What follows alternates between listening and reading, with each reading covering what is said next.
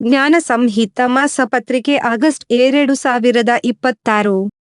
ಮಿತ್ರ ಜ್ಯೋತಿ digital library ಮಿತ್ರ ಜ್ಯೋತಿ CA site number ಪಿಂದಡ 18ನೇ ಅಡ್ಡ ರಸ್ತೆ 31ನೇ ಮುಖ್ಯ ರಸ್ತೆ ಸೆಕ್ಟರ್ 1 ನಿಪ್ನ ಹಿಂಭಾಗ HSR layout Bengaluru 56010291 country code 80 city code ದೂರವಾಣಿ ಸಂಖ್ಯೆ 22587223225875 ಇಮೇಲ್ imoy.theblibrary@gmail.com ವೆಬ್ಸೈಟ್ www.mitrajyothi.org ಪ್ರತಿಕರಣ ಹಕ್ಕು ತಿದ್ದುಪಡಿ ಪ್ರಕಟಣೆ.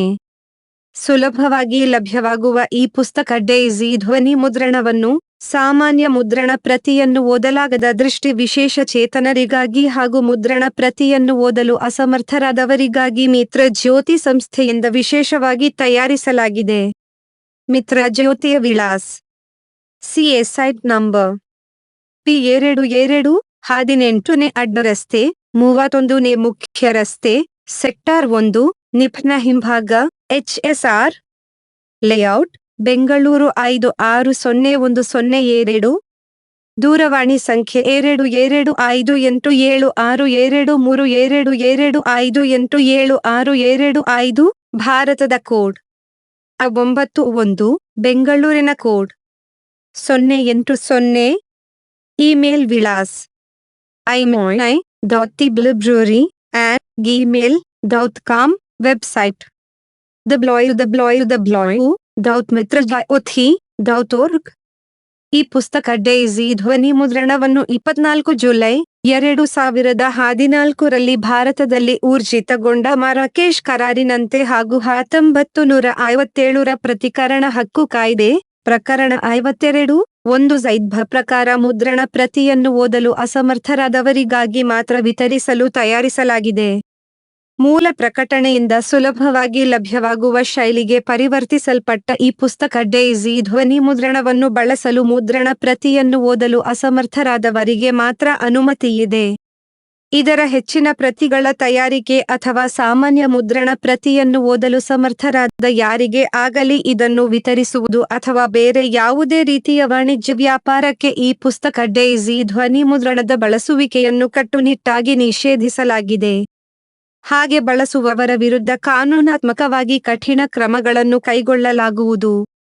ಸಂಪಾದಕೀಯ ಪ್ರಿಯ ಓದುಗರೇ, ಮಿತ್ರ ಜ್ಯೋತಿ ಸಂಸ್ಥೆಯಲ್ಲಿ 1 ಸೆಪ್ಟೆಂಬರ್ ರಿಂದ 31 ಡಿಸೆಂಬರ್ 2026 4 ತಿಂಗಳ ಕಾಲ ದೃಷ್ಟಿ ವಿಶೇಷ ಚೇತನರಿಗಾಗಿ ವಿಶೇಷವಾಗಿ ಆಯೋಜಿಸಲ್ಪಟ್ಟ ಡಿಜಿಟಲ್ ಆಕ್ಸೆಸಿಬಿಲಿಟಿ ಟೆಸ್ಟಿಂಗ್ ತರಬೇತಿ ಕಾರ್ಯಕ್ರಮವು ಪ್ರಾರಂಭವಾಗುತ್ತಿದೆ. ಒಂದು ಅನನ್ಯ ಅನುಭವ ನೀಡುವ ವಸತಿ ಸಹಿತ ಈ ತರಬೇತಿ ಕಾರ್ಯಕ್ರಮವು ತರಗತಿಯ ಕೊಠಡಿಯಲ್ಲಿನ ಕಲಿಕೆಗಿಂತ ಮಾಡುತ್ತಾ ಕಲಿಯುವುದರ ಮೇಲೆ ಹೆಚ್ಚು ಕೇಂದ್ರೀಕೃತವಾಗಿದೆ. ಪ್ರತಿಯೊಂದು ಪರಿಕಲ್ಪನೆಯು ಪ್ರಾಯೋಗಿಕ ಅಭ್ಯಾಸಗಳು, ವಾಸ್ತವ ಜಗತ್ತಿನ ಪರೀಕ್ಷಾ ಕಾರ್ಯಗಳು ಹಾಗೂ ನೈಜ ಕಾರ್ಯಯೋಜನೆಯ ಮೂಲಕ ನಿಮ್ಮನ್ನು ಸಜ್ಜುಗೊಳಿಸುತ್ತದೆ. ಎಲ್ಲ ರೀತಿಯ ಸಹಕಾರದೊಂದಿಗೆ ನಿಮ್ಮನ್ನು ವೃತ್ತಿ ಜೀವನಕ್ಕೆ ತಯಾರುಗೊಳಿಸಲು ಈ ಕಾರ್ಯಕ್ರಮವು ಆಯೋಜಿಸಲ್ಪಟ್ಟಿದೆ. NVDA, ಜಾಸ್ ಅಥವಾ ವಾಯ್ಸ್ ಓವರ್ ಮುಂತಾದ ಸ್ಕ್ರೀನ್ ರೀಡರ್ಗಳ ಬಳಕೆಯನ್ನು ತಿಳಿದಿರುವ, ಯಾವುದೇ ವಿಭಾಗದ ಪದವಿ ಪಡೆದಿರುವ ದೃಷ್ಟಿ ವಿಶೇಷ ಚೇತನರು ಈ ತರಬೇತಿಗೆ ನೋಂದಾಯಿಸಿಕೊಳ್ಳಬಹುದು. ಪ್ರಾಥಮಿಕ ಕಂಪ್ಯೂಟರ್ ಜ್ಞಾನ ಹೊಂದಿರುವ ಪದವಿಯೇತರ ದೃಷ್ಟಿ ವಿಶೇಷ ಚೇತನ ಅಭ್ಯರ್ಥಿಗಳನ್ನು ವಿಶೇಷ ಪ್ರಕರಣಗಳಲ್ಲಿ ಪರಿಗಣಿಸಲಾಗುತ್ತದೆ. ನೋಂದಾಯಿಸಿಕೊಳ್ಳಲು 25 ಆಗಸ್ಟ್ 2026 ಕೊನೆಯ ದಿನಾಂಕ. ಹೆಚ್ಚಿನ ಮಾಹಿತಿಗಾಗಿ ಮಿತ್ರ ಜ್ಯೋತಿ ಸಂಸ್ಥೆಯನ್ನು ದೂರವಾಣಿ ಸಂಖ್ಯೆ 225872222575 STD ಕೋಡ್ 080 ಮೂಲಕ ಅಥವಾ ಕಂಪ್ಯೂಟರ್ ಶಿಕ್ಷಕರಾದ ಶ್ರೀಯುತ ದೀಕ್ಷಿತ್ ಅವರನ್ನು ಮೊಬೈಲ್ ಸಂಖ್ಯೆ 9741663498 ಮೂಲಕ ಸಂಪರ್ಕಿಸಿ. ಭಾರತದ ಸ್ವಾತಂತ್ರ್ಯ ಚಳುವಳಿಯ ಸಾಗರಕ್ಕೆ ಕರ್ನಾಟಕದ ತೊರೆಗಳ ಕಾಣಿಕೆಯೂ ಇದೆ. ನಾಡಿನ ವಿವಿಧ ಭಾಗದಲ್ಲಿ ನಡೆದ ಹೋರಾಟದ ನೆನಪುಗಳು ಸ್ಮಾರಕಗಳ ರೂಪದಲ್ಲಿ ಸ್ವಾತಂತ್ರ್ಯ ಚಳುವಳಿಯ ಕಥನವನ್ನು ತಲೆಮಾರಿನಿಂದ ತಲೆಮಾರಿಗೆ ದಾಟಿಸುವಂತಿವೆ. 80ನೇ ಸ್ವಾತಂತ್ರ್ಯ ದಿನಾಚರಣೆಯ ಈ ಸಂದರ್ಭದಲ್ಲಿ ಸ್ವಾತಂತ್ರ್ಯೋತ್ಸವದ ವಿಶೇಷವಾಗಿ ಸ್ವಾತಂತ್ರ್ಯದ ಅಂತರ್ಜಲ ಕರ್ನಾಟಕದಲ್ಲಿನ ಕೆಲವು ಸ್ವಾತಂತ್ರ್ಯ ಸ್ಮಾರಕಗಳ ಕಥನವನ್ನು ಈ ಸಂಚಿಕೆಯಲ್ಲಿ ನಿಮಗಾಗಿ ಪ್ರಸ್ತುತಪಡಿಸುತ್ತಿದ್ದೇವೆ. ಇದನ್ನು ಓದಿ ಆನಂದಿಸಿ. ಎಲ್ಲರಿಗೂ ಸ್ವಾತಂತ್ರ್ಯ ದಿನಾಚರಣೆಯ ಹಾರ್ದಿಕ ಶುಭಾಶಯಗಳು. ಆಷಾಢ ಮಾಸ ಮುಗಿದು ಶ್ರಾವಣ ಪ್ರಾರಂಭವಾಗುತ್ತಿದ್ದಂತೆ ಹಬ್ಬಗಳ ಸಾಲು ಸಾಲೇ ಶುರುವಾಗುತ್ತದೆ. ಭೀಮನ ಅಮಾವಾಸ್ಯೆ, ನಾಗರ ಪಂಚಮಿ, ವರಮಹಾಲಕ್ಷ್ಮಿ, ಗೋಕುಲಾಷ್ಟಮಿ, ಹೀಗೆ ಸಂಭ್ರಮವೋ ಸಂಭ್ರಮ. ಪ್ರಕೃತಿಯ ಸಂಭ್ರಮಕ್ಕೂ ಹಬ್ಬಗಳ ಆಚರಣೆಗೂ ನಂಟಿರುವ ಇವುಗಳನ್ನು ನಾವೆಲ್ಲರೂ ಉಲ್ಲಾಸ ಉತ್ಸಾಹಗಳಿಂದ ಆಚರಿಸೋಣ. ಎಲ್ಲರಿಗೂ ಶ್ರಾವಣ ಭಾದ್ರಪದ ಮಾಸದ ಹಬ್ಬಗಳ ಶುಭಾಶಯಗಳು. ಸರ್ವರಿಗೂ ಒಳ್ಳೆಯದಾಗಲಿ. ಶಾರದಾ ಸಮಿತಿಯ ಅಧ್ಯಕ್ಷರು ಮತ್ತು ಮಾರ್ಗದರ್ಶಕರು ಡಾಕ್ಟರ್ ಮಧು ಸಿಂಘಾಲ್. ಸಂಪಾದಕರು, ಪರಿಕಲ್ಪನೆ ಮತ್ತು ಸಂಯೋಜನೆ ಶ್ರೀಮತಿ ಶಾರದಾ. ತಾಂತ್ರಿಕ ಪರಿಣಿತಿ ಮತ್ತು ಬ್ರೈಲ್ ಮುದ್ರಣ ಶ್ರೀ ಗುರುವಾರ ಸಂಗಮೇಶ. ಪರಿವಿಡಿ ಕ್ರಮ ಸಂಖ್ಯೆ ಲೇಖನಗಳು ಪುಟ ಸಂಖ್ಯೆ. ಸಂಪಾದಕೀಯ. ಒಂದು ಚಿಂತನ್ ಮೆಚ್ಚು ನುಡಿಯೊಂದು ಪವಾಡವನ್ನೇ ಸೃಷ್ಟಿಸಬಹುದು. 2 ನುಡಿಮುತ್ತುಗಳು. 3 ಸ್ವಾತಂತ್ರ್ಯೋತ್ಸವ ವಿಶೇಷ ಅಮರ ಸುಳ್ಯ ಕ್ರಾಂತಿ. ರೈತ ಸೇನೆಯ ಯಶಸ್ವಿ ಹೋರಾಟದ ರಕ್ತ ಸಿಕ್ತ ನೆನಪು. 4 ಸ್ವಾತಂತ್ರ್ಯೋತ್ಸವ ವಿಶೇಷ ಮಲೆನಾಡಿನ ಈಸೂರು. ಸ್ವಾತಂತ್ರ್ಯ ಘೋಷಿಸಿದ ಮೊದಲ ಗ್ರಾಮ. 5 ಸ್ವಾತಂತ್ರ್ಯೋತ್ಸವ ವಿಶೇಷ ವಿದುರಾಶ್ವತ್ಥದ ದುರಂತ ಗಾಥೆ. ಕರ್ನಾಟಕದಲ್ಲೊಂದು ಜಲಿಯನ್ ವಾಲಾಬಾಗ್. 6 ಸ್ವಾತಂತ್ರ್ಯೋತ್ಸವ ವಿಶೇಷ ರೈತ ಕ್ರಾಂತಿಯ ಕೈಯೂರು. ಸಮಾನತೆಯ ಕನಸಿಗೆ ಪ್ರೇರಣೆ. 7 ಸ್ವಾತಂತ್ರ್ಯೋತ್ಸವ ವಿಶೇಷ ಗದಗ್. ಗಾಂಧಿ ನೆನಪಿನ ಸಬರಮತಿ. 8 ಸ್ವಾತಂತ್ರ್ಯೋತ್ಸವ ವಿಶೇಷ ಶಿವಪುರ್. ಧ್ವಜದ ಹಿರಿಮೆಯ ಸತ್ಯಾಗ್ರಹ. 9 ನೆನಪು ಬೇಂದ್ರೆ ಅಜ್ಜನ ಶ್ರಾವಣ ಪ್ರೀತಿ. 10 ಆಚರಣೆ ನಗರ ಪಂಚಮಿಯ ವೈಭವ. 11 ಪ್ರವಾಸ ಹಸಿರು ಹೆಡೆ ಮುರಿದು ಬಿದ್ದ ಜೀವ ವೈವಿಧ್ಯಗಳ ಬೆರಗಿನ ಬೆಟ್ಟ ಬನ್ನೇರುಘಟ್ಟ. 12 ಚಿಣ್ಣರ ಪುಟ. ಅ ಚಾದಂಗಡಿಯ ಅಜ್ಜ. ಆ ಛತ್ರಪತಿ ಶಿವಾಜಿ. 13 ಅಡುಗೆ ಮನೆ ರುಚಿ ರುಚಿ ಖಾರದ ಗೊಜ್ಜು. 14 ಮಿತ್ರ ಜ್ಯೋತಿ ವಾರ್ತೆ. ಒಂದು ಚಿಂತನ್ ಮೆಚ್ಚು ನುಡಿಯೊಂದು ಪವಾಡವನ್ನೇ ಸೃಷ್ಟಿಸಬಹುದು. ಮಹಾತ್ಮ ಗಾಂಧಿಯವರು ಮಹಾತ್ಮರೆನಿಸಿಕೊಳ್ಳುವ ಮುನ್ನ ಮೋಹನದಾಸ ಕರಮಚಂದ ಗಾಂಧಿ ಎನ್ನುವ ಹೆಸರಿನಲ್ಲಿ ದಕ್ಷಿಣ ಆಫ್ರಿಕಾದಲ್ಲಿ ವಕೀಲ ವೃತ್ತಿ ನಡೆಸುತ್ತಿದ್ದ ಕಾಲದಲ್ಲಿ ನಡೆದ ಘಟನೆ ಇದು. ವಕೀಲ ವೃತ್ತಿಯಲ್ಲಿ ಅಂಥ ಆದಾಯವೇನೂ ಇರಲಿಲ್ಲ. ಕೆಳ ಮಧ್ಯಮ ವರ್ಗದ ಜೀವನ ನಡೆಸುತ್ತಿದ್ದರವರು. ಹೀಗಿರುವಾಗ ಒಮ್ಮೆ ಅವರಿಗೊಂದು ಉಪಹಾರ ಗೃಹಕ್ಕೆ ಹೋಗುವ ಅನಿವಾರ್ಯತೆ ಬಂತು. ಕಿಸೆಯಲ್ಲಿ ಉಪಹಾರಕ್ಕೆ ಬೇಕಾಗುವಷ್ಟೇ ಹಣ ಇತ್ತು. ಉಪಹಾರ ಮಾಡಿ ಬಿಲ್ಲಿನ ಹಣವನ್ನು ಮೇಜಿನ ಮೇಲಿಟ್ಟು ಗಾಂಧೀಜಿಯವರು ಎದ್ದು ನಿಂತರು. ಕೈ ಜೋಡಿಸಿ ವೈಟರ್ನನ್ನು ಕುರಿತು, ತಮ್ಮ, ನನ್ನಲ್ಲಿ ಇರುವುದು ಇಷ್ಟೇ. ನಿನಗೆ ಟಿಪ್ಸ್ ನೀಡಲು ಹಣ ಉಳಿದಿಲ್ಲ. ದಯವಿಟ್ಟು ನನ್ನನ್ನು ಕ್ಷಮಿಸು. ತಿಂಡಿ ಚೆನ್ನಾಗಿತ್ತು, ನಿನ್ನ ಸೇವೆಯು ತುಂಬಾ ಚೆನ್ನಾಗಿತ್ತು. ಮುಂದೆ ನನ್ನಲ್ಲಿ ಹಣ ಇದ್ದಾಗ ನಿನ್ನ ಋಣ ತೀರಿಸುತ್ತೇನೆ. ನಿನಗೆ ದೇವರು ಒಳ್ಳೆಯದು ಮಾಡಲಿ ಎಂದರು. ವೈಟರ್ ಒಂದು ಕ್ಷಣ ಇವರನ್ನೇ ನೋಡುತ್ತಾ ನಿಂತ. ಅವನ ಕಣ್ಣುಗಳಿಂದ ದಳದಣೆ ನೀರು ಇಳಿಯಿತು. ಅವನು ತಲೆ ಬಾಗಿಸಿ, ಸ್ವಾಮಿ, ನಾನು ಈ ರೆಸ್ಟೋರಾದಲ್ಲಿ 20 ವರ್ಷಗಳಿಂದ ಕೆಲಸ ಮಾಡುತ್ತಿದ್ದೇನೆ. ಟಿಪ್ಸ್ ನೀಡದವರು, ಅಗತ್ಯಕ್ಕಿಂತ ಹೆಚ್ಚು ನೀಡುವವರು. ಹೀಗೆ ನಾನಾ ರೀತಿಯ ಜನರನ್ನು ಕಂಡಿದ್ದೇನೆ. ಆದರೆ ಎಂದು ನನ್ನ ಸೇವೆ ಚೆನ್ನಾಗಿತ್ತು. ನಿನಗೆ ದೇವರು ಒಳ್ಳೆಯದು ಮಾಡಲಿ ಎಂದು ಹೇಳಿದವರನ್ನು ಕಂಡಿಲ್ಲ. ನನ್ನಲ್ಲಿ ಹಣವಿಲ್ಲ ಎನ್ನುವವರನ್ನು ಕಂಡಿಲ್ಲ. ಅದನ್ನು ಒಪ್ಪಿಕೊಳ್ಳಲು ಧೈರ್ಯ, ಆತ್ಮವಿಶ್ವಾಸ ಬೇಕು. ಸತ್ಯ ಹೇಳಲು ಎದೆಗಾರಿಕೆ ಬೇಕು. ಇದು ಅಂಥವನೊಬ್ಬನನ್ನು ನೋಡುತ್ತಿದ್ದೇನೆ. ನಿನಗೆ ದೇವರು ಒಳ್ಳೆಯದು ಮಾಡಲಿ ಎಂದೀರಿ. ಇದಕ್ಕಿಂತ ದೊಡ್ಡ ಟಿಪ್ಸ್ ಬೇರೆ ಯಾವುದೂ ಇಲ್ಲ. ನಾನು ನಿನಗೆ ಋಣಿ ಎಂದ. ಒಂದು ಭೀಕರ ಚಳಿಗಾಲದ ರಾತ್ರಿ ಕಟ್ಟಡ ಕಾರ್ಮಿಕನೊಬ್ಬ ಒಂದು ರೆಸ್ಟೋರಾದ ಒಳಗೆ ಬಂದ. ಒಂದು ಹ್ಯಾಂಬರ್ಗರ್ಗೆ ಬೇಡಿಕೆ ಇಟ್ಟ. ವೃದ್ಧಾಪ್ಯದಿಂದ ಜರ್ಜರಿತ ಎನ್ನಬಹುದಾದ ವೃದ್ಧೆಯೊಬ್ಬಳು ನಿಧಾನವಾಗಿ ನಡೆದು ಬಂದು ಬರ್ಗರ್ನ ತಟ್ಟೆಯನ್ನು ಇವನ ಮುಂದಿಟ್ಟಳು. ಮಗು, ಬಿಸಿ ಬಿಸಿ ಕಾಫಿಯೊಂದಿಗೆ ಬರ್ಗರ್ ರುಚಿ? ಕಾಫಿ ಬೇಡವೇನು ಎಂದಳು. ಇವನು ತಲೆ ಅಲ್ಲಾಡಿಸಿದ. ಅಮ್ಮ, ಕಾಫಿಗೆ ನನ್ನಲ್ಲಿ ಕಾಸಿಲ್ಲ, ಇರುವುದು ಒಂದು ಬರ್ಗರ್ಗೆ ಸಾಕಾಗುವಷ್ಟು ಮಾತ್ರ ಎಂದ. ವೃದ್ಧೆ ಹೊರಟು ಹೋದಳು. 5 ನಿಮಿಷಗಳ ನಂತರ ಮರಳಿ ಬಂದಳು. ಅವಳ ಕೈಯಲ್ಲಿ ಹೊಬ್ಬೆಯಾಡುತ್ತಿದ್ದ ಕಾಫಿ ಇತ್ತು. ಇದು ನನ್ನ ಕಡೆಯಿಂದ. Enjoy your burger with my coffee ಎಂದಳು.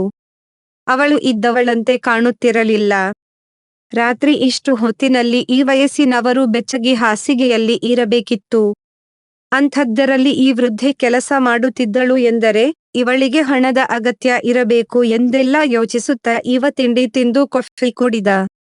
ಬಿಸಿ ಬಿಸಿ ಕಾಫಿ ಒಳಗೆ ಇಳಿಯುತ್ತಿದ್ದಂತೆ ಇವನ ಮರಗಟ್ಟಿದ್ದ ಮೈ ಸಡಿಲಿಸಿತು. ವೃದ್ಧೆ ಪುನಃ ಬಂದಳು. ಮಗು, ನೀನು ಆ ಕಟ್ಟಡ ನಿರ್ಮಾಣಕ್ಕೆ ಕೆಲಸ ಮಾಡುತ್ತಿರುವೆ ಎಂದು ಭಾವಿಸುತ್ತೇನೆ. ಈ ರೆಸ್ಟೋರ 24 ಗಂಟೆಯೂ ತೆರೆದಿರುತ್ತದೆ. ನಾನು ಸಂಜೆ 7ರಿಂದ ರಾತ್ರಿ 2 ಗಂಟೆಯವರೆಗೆ ಇಲ್ಲಿ ಕೆಲಸ ಮಾಡುತ್ತೇನೆ. ವೃದ್ಧಾಪ್ಯ ನೋಡು, ರಾತ್ರಿ ನಿದ್ದೆ ಬರುವುದಿಲ್ಲ. ಒಂದಿಷ್ಟು ಹಣದ ಅಗತ್ಯವೂ ಇದೆ ಎನ್ನು. ಇರಲಿ, 2 ಗಂಟೆಯವರೆಗೆ ನಿನಗೆ ಯಾವಾಗ ಬೇಕೆನಿಸಿದರೂ ಒಂದು ಕಪ್ ಕಾಫಿಗೆ ಬಾ. ಕಾಫಿ ನನ್ನ ಕಡೆಯಿಂದ ಎಂದಳು.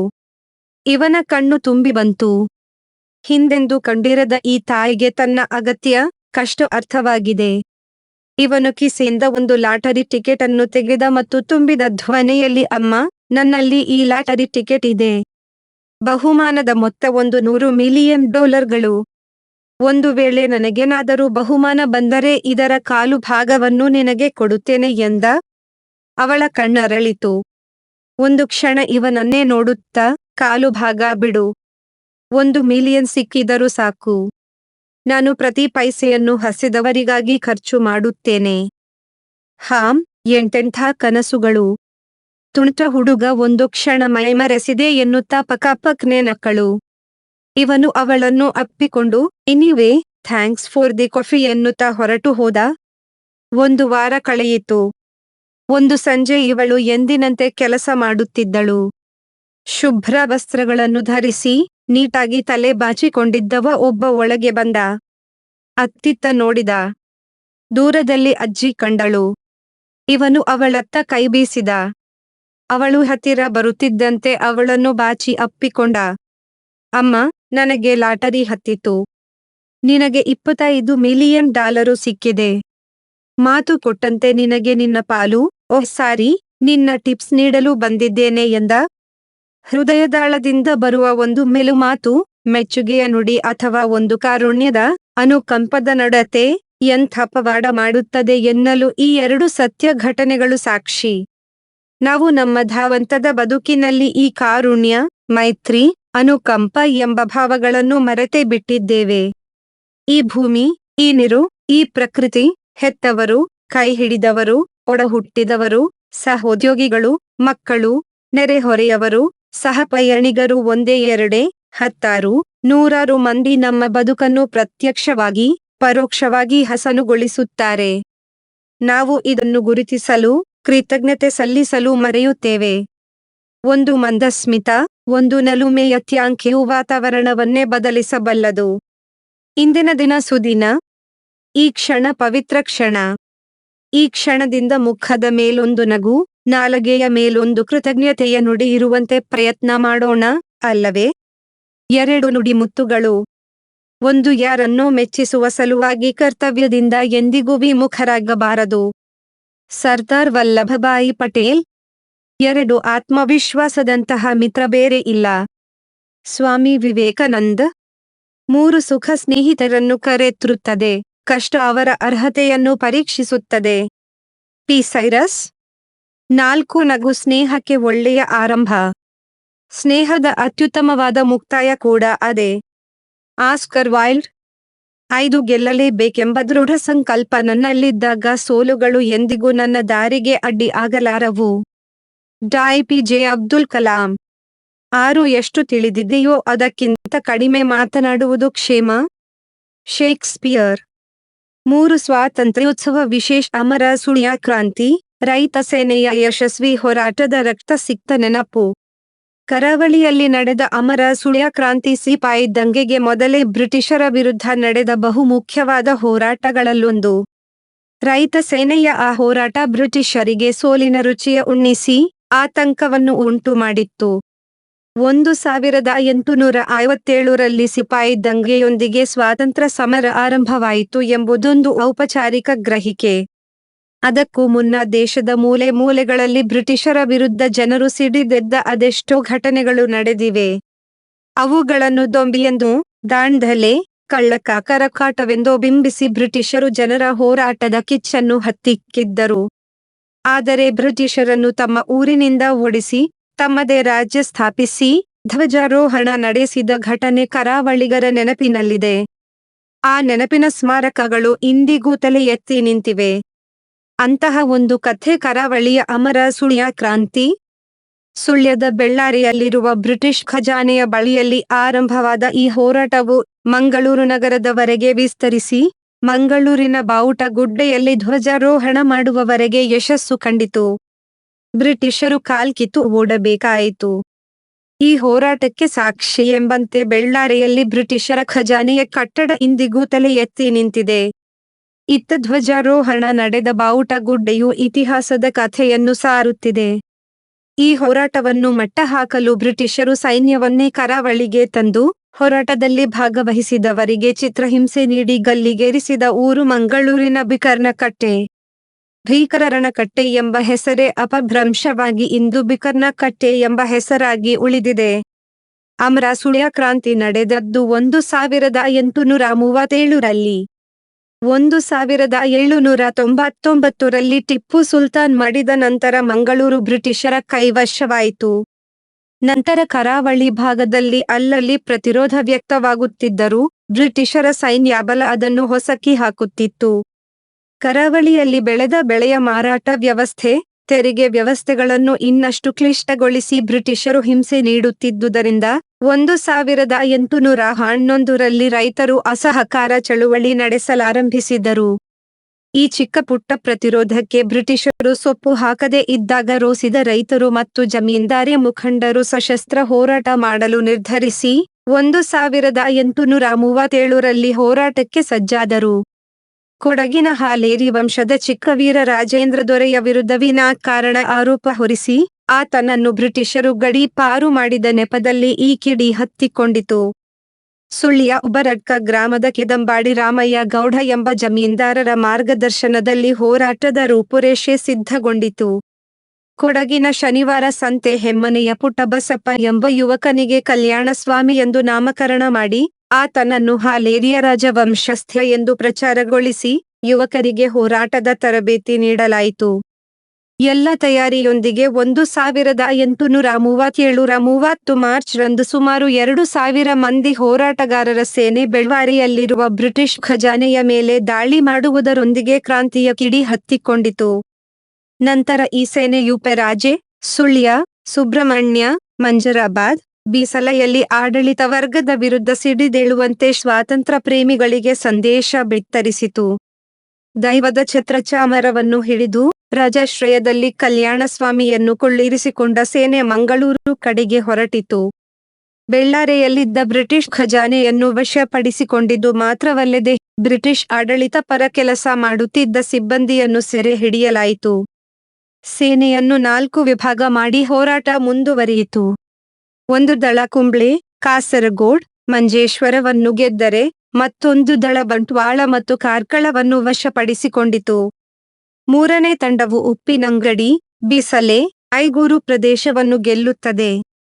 ಕಲ್ಯಾಣಸ್ವಾಮಿ, ರಾಮಯ್ಯ ಗೌಡ, ಗುಡ್ಡೆಮನೆ ಅಪ್ಪಯ್ಯ ಗೌಡ ಮತ್ತು ಕುಕ್ಕನೂರು ಚೆನ್ನಯ್ಯ ಅವರಿದ್ದ ಪ್ರಧಾನ ಸೈನ್ಯವು ಮಂಗಳೂರಿಗೆ ತೆರಳುತ್ತದೆ. ಇಷ್ಟರಲ್ಲಿ ಕ್ರಾಂತಿಯ ಸುದ್ದಿ ತಿಳಿದ ಕೆನರಾ ಜಿಲ್ಲೆಯ ಕಲೆಕ್ಟರ್ ಲೆವಿನ್ ಸೇನಾ ತುಕಡಿಯೊಂದಿಗೆ ಪುತ್ತೂರಿಗೆ ಬಂದು ಅಲ್ಲಿಯೇ ಕಲ್ಯಾಣಸ್ವಾಮಿ ತಂಡವನ್ನು ಎದುರಿಸುತ್ತಾನೆ.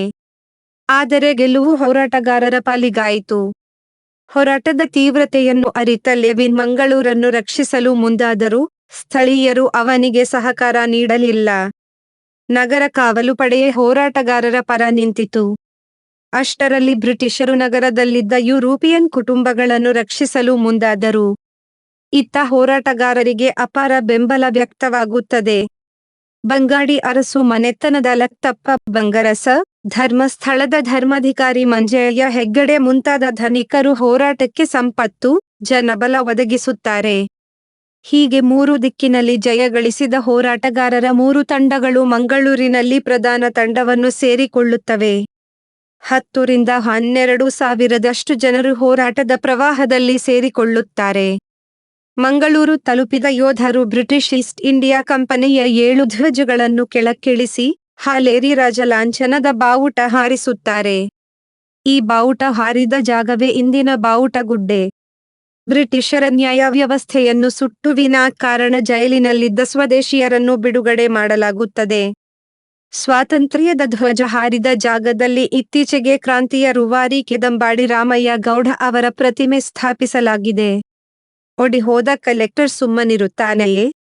ಮಂಗಳೂರಿನ ಸಹಾಯಕ್ಕೆ ಮುಂಬೈನಿಂದ ಸೈನ್ಯ, ಮದ್ದು ಗುಂಡುಗಳನ್ನು ತರಿಸಿಕೊಳ್ಳಲಾಯಿತು. ಧಾರವಾಡ, ಬೆಳಗಾವಿಯಿಂದ ಸೈನ್ಯ ಮಂಗಳೂರಿಗೆ ಬಂತು. ಕೆನರಾ ಸೈನ್ಯಗಳ ನಾಯಕ ಬ್ರಿಗೇಡಿಯರ್ ಆಲನ್, ಕರ್ನಲ್ ಗ್ರೀನ್ ನಾಯಕತ್ವದಲ್ಲಿ ಸೈನ್ಯವನ್ನು ಮಂಗಳೂರಿಗೆ ಕಳುಹಿಸಿದ.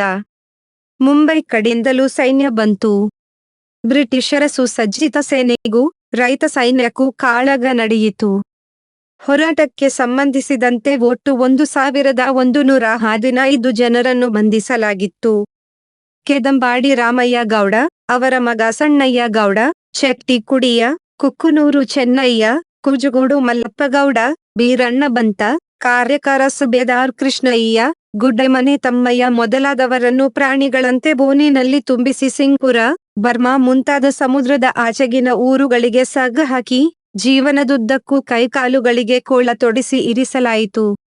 ಶಿಕ್ಷೆಯಿಂದ ನಲುಗಿ ಅವರು ಸಾವನ್ನಪ್ಪಿದ್ದಾಗ ಅವರ ಶವವು ದೊರಕದಂತೆ ನೋಡಿಕೊಳ್ಳಲಾಯಿತು. ಪುಟ್ಟಬಸಪ್ಪನನ್ನು ಆತನ ಊರಾದ ಹೆಮ್ಮನೆಯಲ್ಲಿ ಸೆರೆ ಹಿಡಿದರೆ, ಗುಡ್ಡೆಮನೆ ಅಪ್ಪಯ್ಯ ಗೌಡರನ್ನು ಮಡಿಕೇರಿಯಲ್ಲಿ ಬಂಧಿಸಲಾಯಿತು. ಉಪ್ಪಿನಂಗಡಿ ಮಂಜ ಮತ್ತು ಲಕ್ತಪ್ಪ ಬಂಗರಸ ಮಂಗಳೂರಿನಲ್ಲಿ ಬಂಧಿಸಲ್ಪಟ್ಟರು. ಶಿವಮೊಗ್ಗದ ನಗರ ಪ್ರಾಂತ್ಯದ ಹೋರಾಟಗಾರರ ಬೆಂಬಲದಿಂದ ಮತ್ತೆ ಸೈನ್ಯವನ್ನು ಸಂಪುಟಿಸಲು ಹೊರಟಿದ್ದ ಕೆದಂಬಾಡಿ ರಾಮಯ್ಯ ಗೌಡರನ್ನು ಕಾರ್ಕಳದ ಸಮೀಪ ಕಬ್ಬಿನಾಲೆಯಲ್ಲಿ ಸೆರೆ ಹಿಡಿಯಲಾಯಿತು. 1837ರ ಹೋರಾಟದಲ್ಲಿ ಭಾಗವಹಿಸಿದ ಗುಡ್ಡೆಮನೆ ಅಪ್ಪಯ್ಯ ಗೌಡರನ್ನು ಅದೇ ವರ್ಷ 31 ಅಕ್ಟೋಬರ್ರಂದು ಮಡಿಕೇರಿ ಕೋಟೆಯೊಳಗೆ ನೇಣುಗಂಬಕ್ಕೆ ಏರಿಸಲಾಯಿತು. ಲಕ್ತಪ್ಪ ಬಂಗರಸನನ್ನು 1837ರ 23 ಮೇರಂದು, ಉಪ್ಪಿನಂಗಡಿಯ ಮಂಜನನ್ನು 30 ಮೇರಂದು ಮತ್ತು ಕಲ್ಯಾಣಸ್ವಾಮಿ ಎಂಬ ಹೆಸರಿನ ಪುಟ್ಟಬಸಪ್ಪನನ್ನು ಜೂನ್ 19ರಂದು ಮಂಗಳೂರಿನ ಬಿಕರ್ನ ಕಟ್ಟೆಯಲ್ಲಿ ಗಲ್ಲಿಗೇರಿಸಲಾಯಿತು. ಅವರ ಮೃತದೇಹಗಳು ಗಲ್ಲುಗಂಬದ ಮೇಲೆಯೇ ಇರುವಂತೆ ನೋಡಿಕೊಂಡಿದ್ದರಿಂದ ಹಲವು ದಿನಗಳ ಕಾಲ ಬೀಭತ್ಸ ದೃಶ್ಯವು ಜನರಲ್ಲಿ ಭಯವನ್ನು ಮೂಡಿಸಿತ್ತು. ಆ ಜಾಗವೇ ಭೀಕರ ರಣಕಟ್ಟೆ. ಈ ಹೋರಾಟದಲ್ಲಿ ಭಾಗವಹಿಸಿದ್ದ ಕೂಜುಗೋಡು ಕಟ್ಟೆಮನೆ ಅಪ್ಪಯ್ಯ ಗೌಡ ಅವರ ಮನೆತನಕ್ಕೆ ಸೇರಿದ್ದ ಅನಿಂದಿತ್ ಗೌಡ ಕೊಚ್ಚಿ ಬಾರಿಕ ಪ್ರಸ್ತುತ ಅಮರ ಸುಳ್ಯ ಹೆರಿಟೇಜ್ ಫೌಂಡೇಶನ್ ಆರಂಭಿಸಿದ್ದು, ವಸಾಹತುಶಾಹಿ ಆಡಳಿತದ ಸಂದರ್ಭದಲ್ಲಿ ಮಾನವ ಹಕ್ಕುಗಳ ದಮನ ನಡೆದ ಘಟನೆಗಳ ದಾಖಲೀಕರಣ ಪ್ರಕ್ರಿಯೆಯಲ್ಲಿ ತೊಡಗಿದ್ದಾರೆ. ಸ್ವಾತಂತ್ರ್ಯ ಪಡೆಯುವುದಕ್ಕೆ ನಮ್ಮ ಹಿರಿಯರು ಮಾಡಿದ ತ್ಯಾಗ, ಶ್ರಮದ ನೆನಪುಗಳು ಅಳಿಯಬಾರದು ಎಂಬುದು ಈ ಫೌಂಡೇಶನ್ನ ಆಶಯವಾಗಿದೆ ಎನ್ನುತ್ತಾರೆ ಅನಿಂದಿತ್. 4 ಸ್ವಾತಂತ್ರ್ಯೋತ್ಸವ ವಿಶೇಷ ಮಲೆನಾಡಿನ ಈಸೂರು, ಸ್ವಾತಂತ್ರ್ಯ ಘೋಷಿಸಿದ ಮೊದಲ ಗ್ರಾಮ. ಏಸೂರು ಕೊಟ್ಟರು ಈಸೂರ ಕೊಡೆವು ಎನ್ನುವುದು ಭಾರತದ ಸ್ವಾತಂತ್ರ್ಯ ಚಳುವಳಿಗೆ ಕರ್ನಾಟಕ ಕೊಟ್ಟ ಘೋಷಣೆಗಳಲ್ಲೊಂದು. ಈ ಘೋಷಣೆ ಸ್ವಾತಂತ್ರ್ಯ ಮತ್ತು ಸ್ವಾಭಿಮಾನದ ಸಂಕೇತವೂ ಹೌದು. ಇದು ರಕ್ತದ ಬಿಂದು, ನಾಳೆ ಸೌಖ್ಯದ ಸಿಂಧು ಎಂಬ ರಸಋಷಿ ಕುವೆಂಪು ಅವರ ಮಾತು ಭಾರತದ ಸ್ವಾತಂತ್ರ್ಯ ಸಂಗ್ರಾಮಕ್ಕೆ ಬರೆದ ಬಹುದೊಡ್ಡ ಭಾಷ್ಯ. ಅಂದು ಈಸೂರಿನಂಥ ಅಸಂಖ್ಯಾತ ಹಳ್ಳಿಗಳಲ್ಲಿ, ನಗರಗಳಲ್ಲಿ, ಹಾದಿಬೀದಿಗಳಲ್ಲಿ, ಕಾಡುಮೆಡುಗಳಲ್ಲಿ ಬಿದ್ದ ರಕ್ತದ ಬಿಂದುಗಳು ಇಂದು ಸ್ವಾತಂತ್ರ್ಯ, ಸಮಾನತೆ, ಸೋದರತ್ವದ ಸೌಖ್ಯದ ಸಿಂಧುವಿಗೆ ಕಾರಣವಾಗಿದೆ. 1857ರ ಪ್ರಥಮ ಸ್ವಾತಂತ್ರ್ಯ ಸಂಗ್ರಾಮದಿಂದ ಆರಂಭವಾದ ಹೋರಾಟ 1942ರ ಹೊತ್ತಿಗೆ ಒಂದು ನಿರ್ಣಾಯಕ ಘಟ್ಟವನ್ನು ತಲುಪಿತ್ತು. ಮಹಾತ್ಮ ಗಾಂಧೀಜಿಯವರು 1942ರ 8 ಆಗಸ್ಟ್ರಂದು ಮುಂಬೈನಲ್ಲಿ ನಡೆದ ರಾಷ್ಟ್ರೀಯ ಕಾಂಗ್ರೆಸ್ ಅಧಿವೇಶನದಲ್ಲಿ ಕ್ವಿಟ್ ಇಂಡಿಯಾ ಚಳುವಳಿಗೆ ಕರೆ ನೀಡಿದರು. ಮಾಡು ಇಲ್ಲವೇ ಮಡಿ ಎಂಬ ಘೋಷಣೆ ದೇಶದಾದ್ಯಂತ ಹೊಸ ರಕ್ತ, ಉತ್ಸಾಹ, ತ್ಯಾಗ, ಬಲಿದಾನಗಳಿಗೆ ಪ್ರೇರಣೆಯಾಗಿ ಆ ಮೂಲಕ ಭಾರತದ ಸ್ವಾತಂತ್ರ್ಯಕ್ಕೆ ಕಾರಣವಾಯಿತು. ಬ್ರಿಟಿಷರೇ, ಭಾರತ ಬಿಟ್ಟು ತೊಲಗಿ ಎಂಬ ರಣಕಹಳೆ ಶಿವಮೊಗ್ಗ ಜಿಲ್ಲೆಯ ಶಿಕಾರಿಪುರ ತಾಲ್ಲೂಕಿನ ಈಸೂರಿನಲ್ಲಿ ಜಗತ್ತು ಬೆಚ್ಚುವಂತೆ, ಬೆರಗಾಗುವಂತೆ ಮೊಳಗಿತು.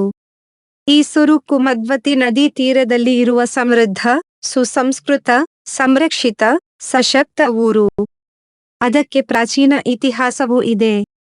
ದುಡಿದು ಗಳಿಸುವ, ಹಂಚಿ ಉಣ್ಣುವ ಶಿವಪ್ರಜ್ಞೆ, ಶಿವ ಸಂಸ್ಕೃತಿಯ ಶಿಕಾರಿಪುರ ತಾಲ್ಲೂಕಿನ ಜನರದು ಸಾಧುಂಗೆ ಸಾಧು, ಮಾಧುರ್ಯಂಗೆ ಮಾಧುರ್ಯೆಂಬ ಕಲಿಯುಗ ವಿಪರೀತನ್ ಮಾಧವನೀತನ್ ಪೆರನಲ್ಲ ಎಂಬ ಶಾಸನೋಕ್ತಿಯ ಮಾನಸಿಕತೆ. ಹಾಗಾಗಿಯೇ ಈ ತಾಲ್ಲೂಕಿನ ಜನ ಒಳ್ಳೆಯವರಿಗೆ ಒಳ್ಳೆಯವರು, ಕೆಟ್ಟವರಿಗೆ ಕೆಟ್ಟವರು, ಉತ್ತಮ ಸಮಾಜವನ್ನು ಕಟ್ಟ ಬಯಸುವ ಶರಣಕುಲದವರೆಂಬುದು ತಾಳಗುಂದ, ಬಳ್ಳಿಗಾವೆ, ಬಂದಳಿಕೆ, ಗಾಮ, ಈಸೂರು ನೂರಾರು ಹಳ್ಳಿಗಳ ಕಲ್ಲುಗಳ ಶಾಸನಗಳಲ್ಲಿ ಇಂದಿಗೂ ಜೀವಂತವಾಗಿದೆ. ಆ ವೀರ ಪರಂಪರೆಗೆ ಮತ್ತೊಂದು ಸೇರ್ಪಡೆ 1942ರ ಈಸೂರಿನ ಅವಿಸ್ಮರಣೀಯ ಹೋರಾಟ ಮತ್ತು ಬಲಿದಾನ. ಈಸೂರಿನ ಹೃದಯ ಭಾಗದಲ್ಲಿ ವೀರಭದ್ರಸ್ವಾಮಿ ಗುಡಿಯಿದೆ.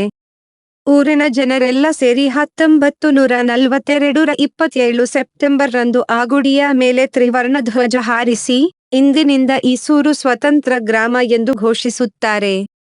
ಆ ಮೂಲಕ ಬ್ರಿಟಿಷ್ ಸರ್ಕಾರದ ವಿರುದ್ಧ ಹೋರಾಟದ ರಣಕಹಳೆ ಮೊಳಗಿಸುತ್ತಾರೆ. ಊರಿನ ಹಿರಿಯರೆಲ್ಲ ಸೇರಿ 10 ವರ್ಷದ ಜಯಣ್ಣನನ್ನು ಅಮಲ್ದಾರನನ್ನಾಗಿಯೂ 12 ವರ್ಷದ ಮಲ್ಲಪ್ಪನನ್ನು ಪೊಲೀಸ್ ಅಧಿಕಾರಿಯಾಗಿಯೂ ನೇಮಿಸಿಕೊಳ್ಳುತ್ತಾರೆ.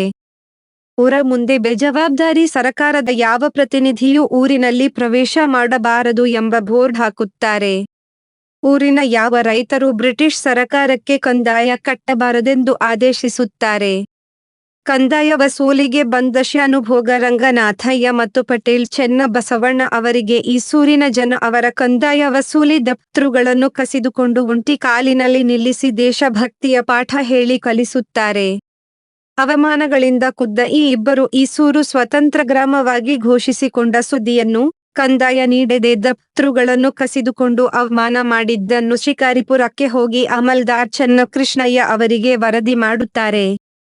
ಹೋರಾಟಗಾರರ ಮೇಲೆ ಕ್ರಮ ಜರುಗಿಸಲು ಅಮಲ್ದಾರ್ ಚೆನ್ನಕೃಷ್ಣಯ್ಯ ಮತ್ತು ಪೊಲೀಸ್ ಸಬ್ ಇನ್ಸ್ಪೆಕ್ಟರ್ ಕೆಂಚೇಗೌಡ ಇಬ್ಬರು ಈಸೂರಿಗೆ ಪೊಲೀಸರೊಡನೆ ಬರುತ್ತಾರೆ. ಊರ ಮುಂದಿದ್ದ ಬೇಜವಾಬ್ದಾರಿ ಸರಕಾರದ ಯಾವ ಪ್ರತಿನಿಧಿಯೂ ಊರಿನಲ್ಲಿ ಪ್ರವೇಶ ಮಾಡಬಾರದು ಎಂಬ ಬೋರ್ಡನ್ನು ಕಿತ್ತೆಸೆಯುತ್ತಾರೆ. ಆ ವೇಳೆಗಾಗಲೇ ಗಂಟೆಯ ಸದ್ದು ಕೇಳಿದ ಕೂಡಲೇ ಊರಿನ ಜನರೆಲ್ಲ ವೀರಭದ್ರಸ್ವಾಮಿ ಗುಡಿ ಬಳಿ ಸೇರಬೇಕೆಂಬ ನಿಯಮದಂತೆ ಗುಡಿ ಮುಂದೆ ಸೇರಿದ್ದವರು ಊರ ಮುಂದೆಯೇ ಅಧಿಕಾರಿಗಳನ್ನು ತಡೆಯಲು ಮುಂದಾಗುತ್ತಾರೆ. ಪೊಲೀಸ್ ಅಧಿಕಾರಿ ಕೆಂಚೇಗೌಡನ ದರ್ಪ ಅವಿವೇಕದಿಂದ ಊರವರು ಮತ್ತು ಅಧಿಕಾರಿಗಳ ನಡುವೆ ಸಂಘರ್ಷವಾಗುತ್ತದೆ. ದೇಶಭಕ್ತ ಜನರ ಮೇಲೆ ಲಾಠಿ ಚಾರ್ಜ್ ಆದೇಶ ಮಾಡಿ ಕೆಂಚೇಗೌಡ ಜನರತ್ತ ಗುಂಡು ಹಾರಿಸುತ್ತಾನೆ. ಅದು ಗುರು ಶಾಂತಪ್ಪ ಮತ್ತು ಪಣಿಯಪ್ಪಾಚಾರ್ ಅವರಿಗೆ ತಗಲುತ್ತದೆ. ರೋಚಿಗೆದ್ದ ಈಸೂರಿನ ಜನ ಕೆಂಚೇಗೌಡನ ಬಂದೂಕನ್ನು ಕಸಿದುಕೊಳ್ಳುತ್ತಾರೆ. ಅಮಲ್ದಾರ್ ಚೆನ್ನಕೃಷ್ಣಯ್ಯ, ಪೊಲೀಸ್ ಸಬ್ ಇನ್ಸ್ಪೆಕ್ಟರ್ ಕೆಂಚೇಗೌಡ ಇಬ್ಬರನ್ನು ಕಂಬಕ್ಕೆ ಕಟ್ಟಿ ಧಳಿಸುತ್ತಾರೆ. ಆ ಹೊಡೆತಗಳಿಗೆ ಇಬ್ಬರು ಅಧಿಕಾರಿಗಳು ಅಸುನೀಗುತ್ತಾರೆ. ಈ ಸುದ್ದಿ ಶಿವಮೊಗ್ಗ ಜಿಲ್ಲಾಧಿಕಾರಿಗಳ ಕಚೇರಿ ತಲುಪಿ, ಜಿಲ್ಲಾಧಿಕಾರಿ ನವನೀತ್ ನಾಯ್ಡು, ಜಿಲ್ಲಾ ಪೊಲೀಸ್ ವರಿಷ್ಠಾಧಿಕಾರಿ ಬಾಬು ರೆಡ್ಡಿಯೊಡನೆ ಮಿಲಿಟರಿ ಪಡೆಯೊಂದಿಗೆ ಈಸೂರಿನಲ್ಲಿ ಮೊಕ್ಕಾಂ ಹೂಡುತ್ತಾರೆ. ಸುದ್ದಿ ತಿಳಿದ ಈಸೂರಿನ ಹೋರಾಟಗಾರರು ಸಾಹುಕಾರ ಬಸವಣ್ಣಪ್ಪನವರ ಮನೆಯಲ್ಲಿ ಸಭೆ ಸೇರಿ ಪ್ರಮುಖರೆಲ್ಲ ಊರು ಬಿಟ್ಟು ಕಾಡುಮೆಡುಗಳಲ್ಲಿ ತಲೆಮರೆಸಿಕೊಳ್ಳುತ್ತಾರೆ. ಈಸೂರಿನಲ್ಲಿ ನೀರವ ಮೌನ. ಮನೆಯಲ್ಲಿದ್ದ ಹೆಂಗಸರು, ಮಕ್ಕಳ ಮೇಲೆ ಮಿಲಿಟರಿ ಪಡೆಯ ದೌರ್ಜನ್ಯ. ಅವರೆಲ್ಲರದು ಒಂದೇ ಉತ್ತರ: ನಮಗೆ ಗೊತ್ತಿಲ್ಲ. ಕಡೆಗೆ ಮಿಲಿಟರಿ ಪಡೆ ಈಸೂರಿನ ಸಾಹುಕಾರ ಬಸವಣ್ಣಪ್ಪನವರ ಮನೆಯನ್ನು ಲೂಟಿ ಮಾಡಿ ಬೆಂಕಿ ಹಚ್ಚುತ್ತದೆ. ಸ್ವಾತಂತ್ರ್ಯ ಹೋರಾಟಕ್ಕೆ ಬೆಂಗಾವಲಾಗಿ ನಿಂತ ಮನೆ ಬೂದಿಯಾಗುತ್ತದೆ. ಬಸವಣ್ಣಪ್ಪನವರನ್ನು ಕವಲೆ ದುರ್ಗಕ್ಕೆ ಕಳಿಸಿ ತಲೆಮರೆಸಿಕೊಂಡವರು ಈಸೂರಿಗೆ ಬರುತ್ತಾರೆ. ಪೊಲೀಸರು ಒಟ್ಟು 41 ಜನರನ್ನು ಬಂಧಿಸುತ್ತಾರೆ. ಜಿಲ್ಲಾ ನ್ಯಾಯಾಲಯ 5 ಡಿಸೆಂಬರ್ 1942ರ ತನ್ನ ಆದೇಶದಲ್ಲಿ 22 ಜನರನ್ನು ನಿರಪರಾಧಿಗಳೆಂದು ಬಿಡುಗಡೆ ಮಾಡುತ್ತದೆ. ಗುರಪ್ಪ, ಶಂಕರಪ್ಪ, ಮಲ್ಲಪ್ಪ, ಹಾಲಪ್ಪ, ಕೆ. ಸಿದ್ಧಲಿಂಗಪ್ಪ, ಪುಣಜಿ ಚನ್ನಬಸಪ್ಪ, ಹುಚ್ಚರಾಯಪ್ಪ, ಗುರುಶಾಂತಪ್ಪ, ಪಣಿಯಪ್ಪಾಚಾರ್, ನಾಗೇಶಾಚಾರ್ ಮತ್ತು ಸೂರ್ಯನಾರಾಯಣಾಚಾರ್ ಅವರಿಗೆ ಗಲ್ಲು ಶಿಕ್ಷೆಯನ್ನು ವಿಧಿಸುತ್ತದೆ. ಉಳಿದವರಿಗೆ ಜೀವಾವಧಿ, ಬೇರೆ ಸ್ವರೂಪದ ಶಿಕ್ಷೆಯನ್ನು ವಿಧಿಸಲಾಗಿದೆ ಎಂದು ಮಾರ್ಪಳ್ಳಿ ಆರ್. ಮಂಜುನಾಥ ಅವರು ತಮ್ಮ ಸ್ವಾತಂತ್ರ್ಯ ಹೋರಾಟದಲ್ಲಿ ಕರ್ನಾಟಕ ಈಸೂರು ಕೃತಿಯಲ್ಲಿ ದಾಖಲಿಸಿದ್ದಾರೆ. ಶಿವಮೊಗ್ಗದ ಸ್ವಾತಂತ್ರ್ಯ ಹೋರಾಟಗಾರರು ಈ ಆದೇಶವನ್ನು ಹೈಕೋರ್ಟ್ನಲ್ಲಿ ಪ್ರಶ್ನಿಸುತ್ತಾರೆ. ಹೈಕೋರ್ಟ್ 1 ಮಾರ್ಚ್ 1943ರಲ್ಲಿ ಪ್ರಕಟಿಸಿದ ತೀರ್ಪಿನಲ್ಲಿ 11 ಜನರಿಗಿದ್ದ ಗಲ್ಲು ಶಿಕ್ಷೆಯನ್ನು 5 ಜನರಿಗೆ ಇಳಿಸುತ್ತದೆ. ಜೀನಹಳ್ಳಿ ಮಲ್ಲಪ್ಪ, ಗುರಪ್ಪ, ಸೂರ್ಯನಾರಾಯಣಾಚಾರ್, ಬಡಕಳ್ಳಿ ಹಾಲಪ್ಪ ಮತ್ತು ಗೌಡ್ರ ಶಂಕರಪ್ಪ ಅವರಿಗೆ ಗಲ್ಲು ಶಿಕ್ಷೆಯಾಗುತ್ತದೆ. ಈಸೂರಿನ ವೀರ ಮಹಿಳೆಯರಾದ ಪುಣಜಿ ಪಾರ್ವತಮ್ಮ, ಹರಡಳ್ಳಿ ಸಿದ್ದಮ್ಮ, ಸಾಹುಕಾರ್ ಹಾಲಮ್ಮ ಅವರನ್ನೊಳಗೊಂಡು C. Lingappa, Moodabagila Veerabhadrappa, Sahukara Shantappa, S. N. Huchurayappa, Kammaragatti Rangappa, Ramalli Holibasappa, Punaji Channabasappa, N. S. Dirugojirao, Madivalara Hanumanthappa, K. Siddalingappa, Paniyappachar, Nageshachar, N. R. Subbarayappa, Ujjwalli Guru Shantappa ಸೇರಿದಂತೆ 21 ದೇಶಭಕ್ತರಿಗೆ ಜೀವಾವಧಿ ಶಿಕ್ಷೆಯಾಗುತ್ತದೆ. 8 ಮಾರ್ಚ್ 1943ರಂದು ಕಮ್ಮಾರ ಗುರಪ್ಪ ಹಾಗೂ ಕೆ. ಮಲ್ಲಪ್ಪ, 9 ಮಾರ್ಚ್ 1943ರಂದು ಸೂರ್ಯನಾರಾಯಣಾಚಾರ್ ಹಾಗೂ ಬಡಕಳ್ಳಿ ಹಾಲಪ್ಪ, 10 ಮಾರ್ಚ್ 1943ರಂದು ಗೌಡ್ರ ಶಂಕರಪ್ಪ ವಂದೇ ಮಾತರಂ ಘೋಷಣೆಯೊಂದಿಗೆ ಗಲ್ಲುಗಂಬಕ್ಕೆ ಕೊರಳನೊಡ್ಡಿ ಹುತಾತ್ಮರಾಗುತ್ತಾರೆ. ಇವರೆಲ್ಲ ಈಸೂರಿನ ಕರ್ನಾಟಕದ ಭಾರತದ ಚಿರಂಜೀವಿಗಳು. ಜೀವಾವಧಿ ಶಿಕ್ಷೆಗೆ ಒಳಗಾಗಿದ್ದ 21 ಈಸೂರಿನ ವೀರರು 1946ರಲ್ಲಿ ಜೈಲಿನಿಂದ ಬಿಡುಗಡೆ ಆಗಿ ಹೊರಬರುತ್ತಾರೆ. ಅವರು ಜೈಲಿನಲ್ಲಿ ಅನುಭವಿಸಿದ ಯಾತನೆಗೆ ಮೊನ್ನೆಯವರೆಗೆ ಮಾತಾಗಿದ್ದರು. ಅವರಾರೂ ಇಂದು ನಮ್ಮ ಮುಂದೆ ಇಲ್ಲ. ಆದರೆ ಅವರ ಧ್ಯೇಯ, ತ್ಯಾಗ, ಬಲಿದಾನ ಅಮರ. ಬಸವರಾಜು ಅವರು ಈಸೂರಿನ ಚಿರಂಜೀವಿಗಳು ಎಂಬ ಕಾದಂಬರಿಯನ್ನೇ ಬರೆದಿದ್ದಾರೆ. ಏಸೂರು ಕೊಟ್ಟರು ಈಸೂರ ಕೊಡೆವು ಎಂಬುದು ಕರ್ನಾಟಕದ ಜನರ ಮನೆ ಮಾತಿನಂತಾಗಿದೆ. ಅದಕ್ಕೆ ಕಾರಣ 1942ರ ಈಸೂರಿನ ಹೋರಾಟ, ಒಂದೇ ಊರಿನ 5 ಜನ ದೇಶಭಕ್ತರ ಬಲಿದಾನ, 5 ಸ್ವಾತಂತ್ರ್ಯೋತ್ಸವ ವಿಶೇಷ ವಿದುರಾಶ್ವತ್ಥದ ದುರಂತಗಾಥೆ, ಕರ್ನಾಟಕದಲ್ಲೊಂದು ಜಲಿಯನ್ವಾಲಾಬಾಗ್, ಗೌರಿಬಿದನೂರು ತಾಲ್ಲೂಕಿನ ವಿದುರಾಶ್ವತ್ಥ ಮಹಾಭಾರತದ ಕಥನದ ನಂಟಿನೊಂದಿಗೆ ಆಧುನಿಕ ಭಾರತದ ಸ್ವಾತಂತ್ರ್ಯ ಸಂಗ್ರಾಮದ ನೆನಪುಗಳ ಕಾರಣಕ್ಕೂ ಮಹತ್ವ ಪಡೆದಿದೆ. 1938ರ 25 ಏಪ್ರಿಲ್ ಗೌರಿಬಿದನೂರು ತಾಲ್ಲೂಕಿನ ಉತ್ತರ ಪಿನಾಕಿನಿ ನದಿ ದಂಡೆಯ ವಿದುರಾಶ್ವತ್ಥ ಗ್ರಾಮದ ವಿದ್ದುರ ನಾರಾಯಣ ಸ್ವಾಮಿ ದೇಗುಲದ ಹಿಂಬದಿಯ ಅರಳಿಮರಗಳ ತೋಪಿನಲ್ಲಿ ಕೋಲಾರ ಜಿಲ್ಲಾ ಕಾಂಗ್ರೆಸ್ ಕಾರ್ಯಕರ್ತರ ಸಭೆ. ಕಾಂಗ್ರೆಸ್ ಪಕ್ಷದ ರಾಜ್ಯ ನಾಯಕ ಚಂಗಲರಾಯ ರೆಡ್ಡಿ ಸೇರಿದಂತೆ ಘಟಾನುಘಟಿ ನಾಯಕರು ಪಾಲ್ಗೊಂಡಿದ್ದರು.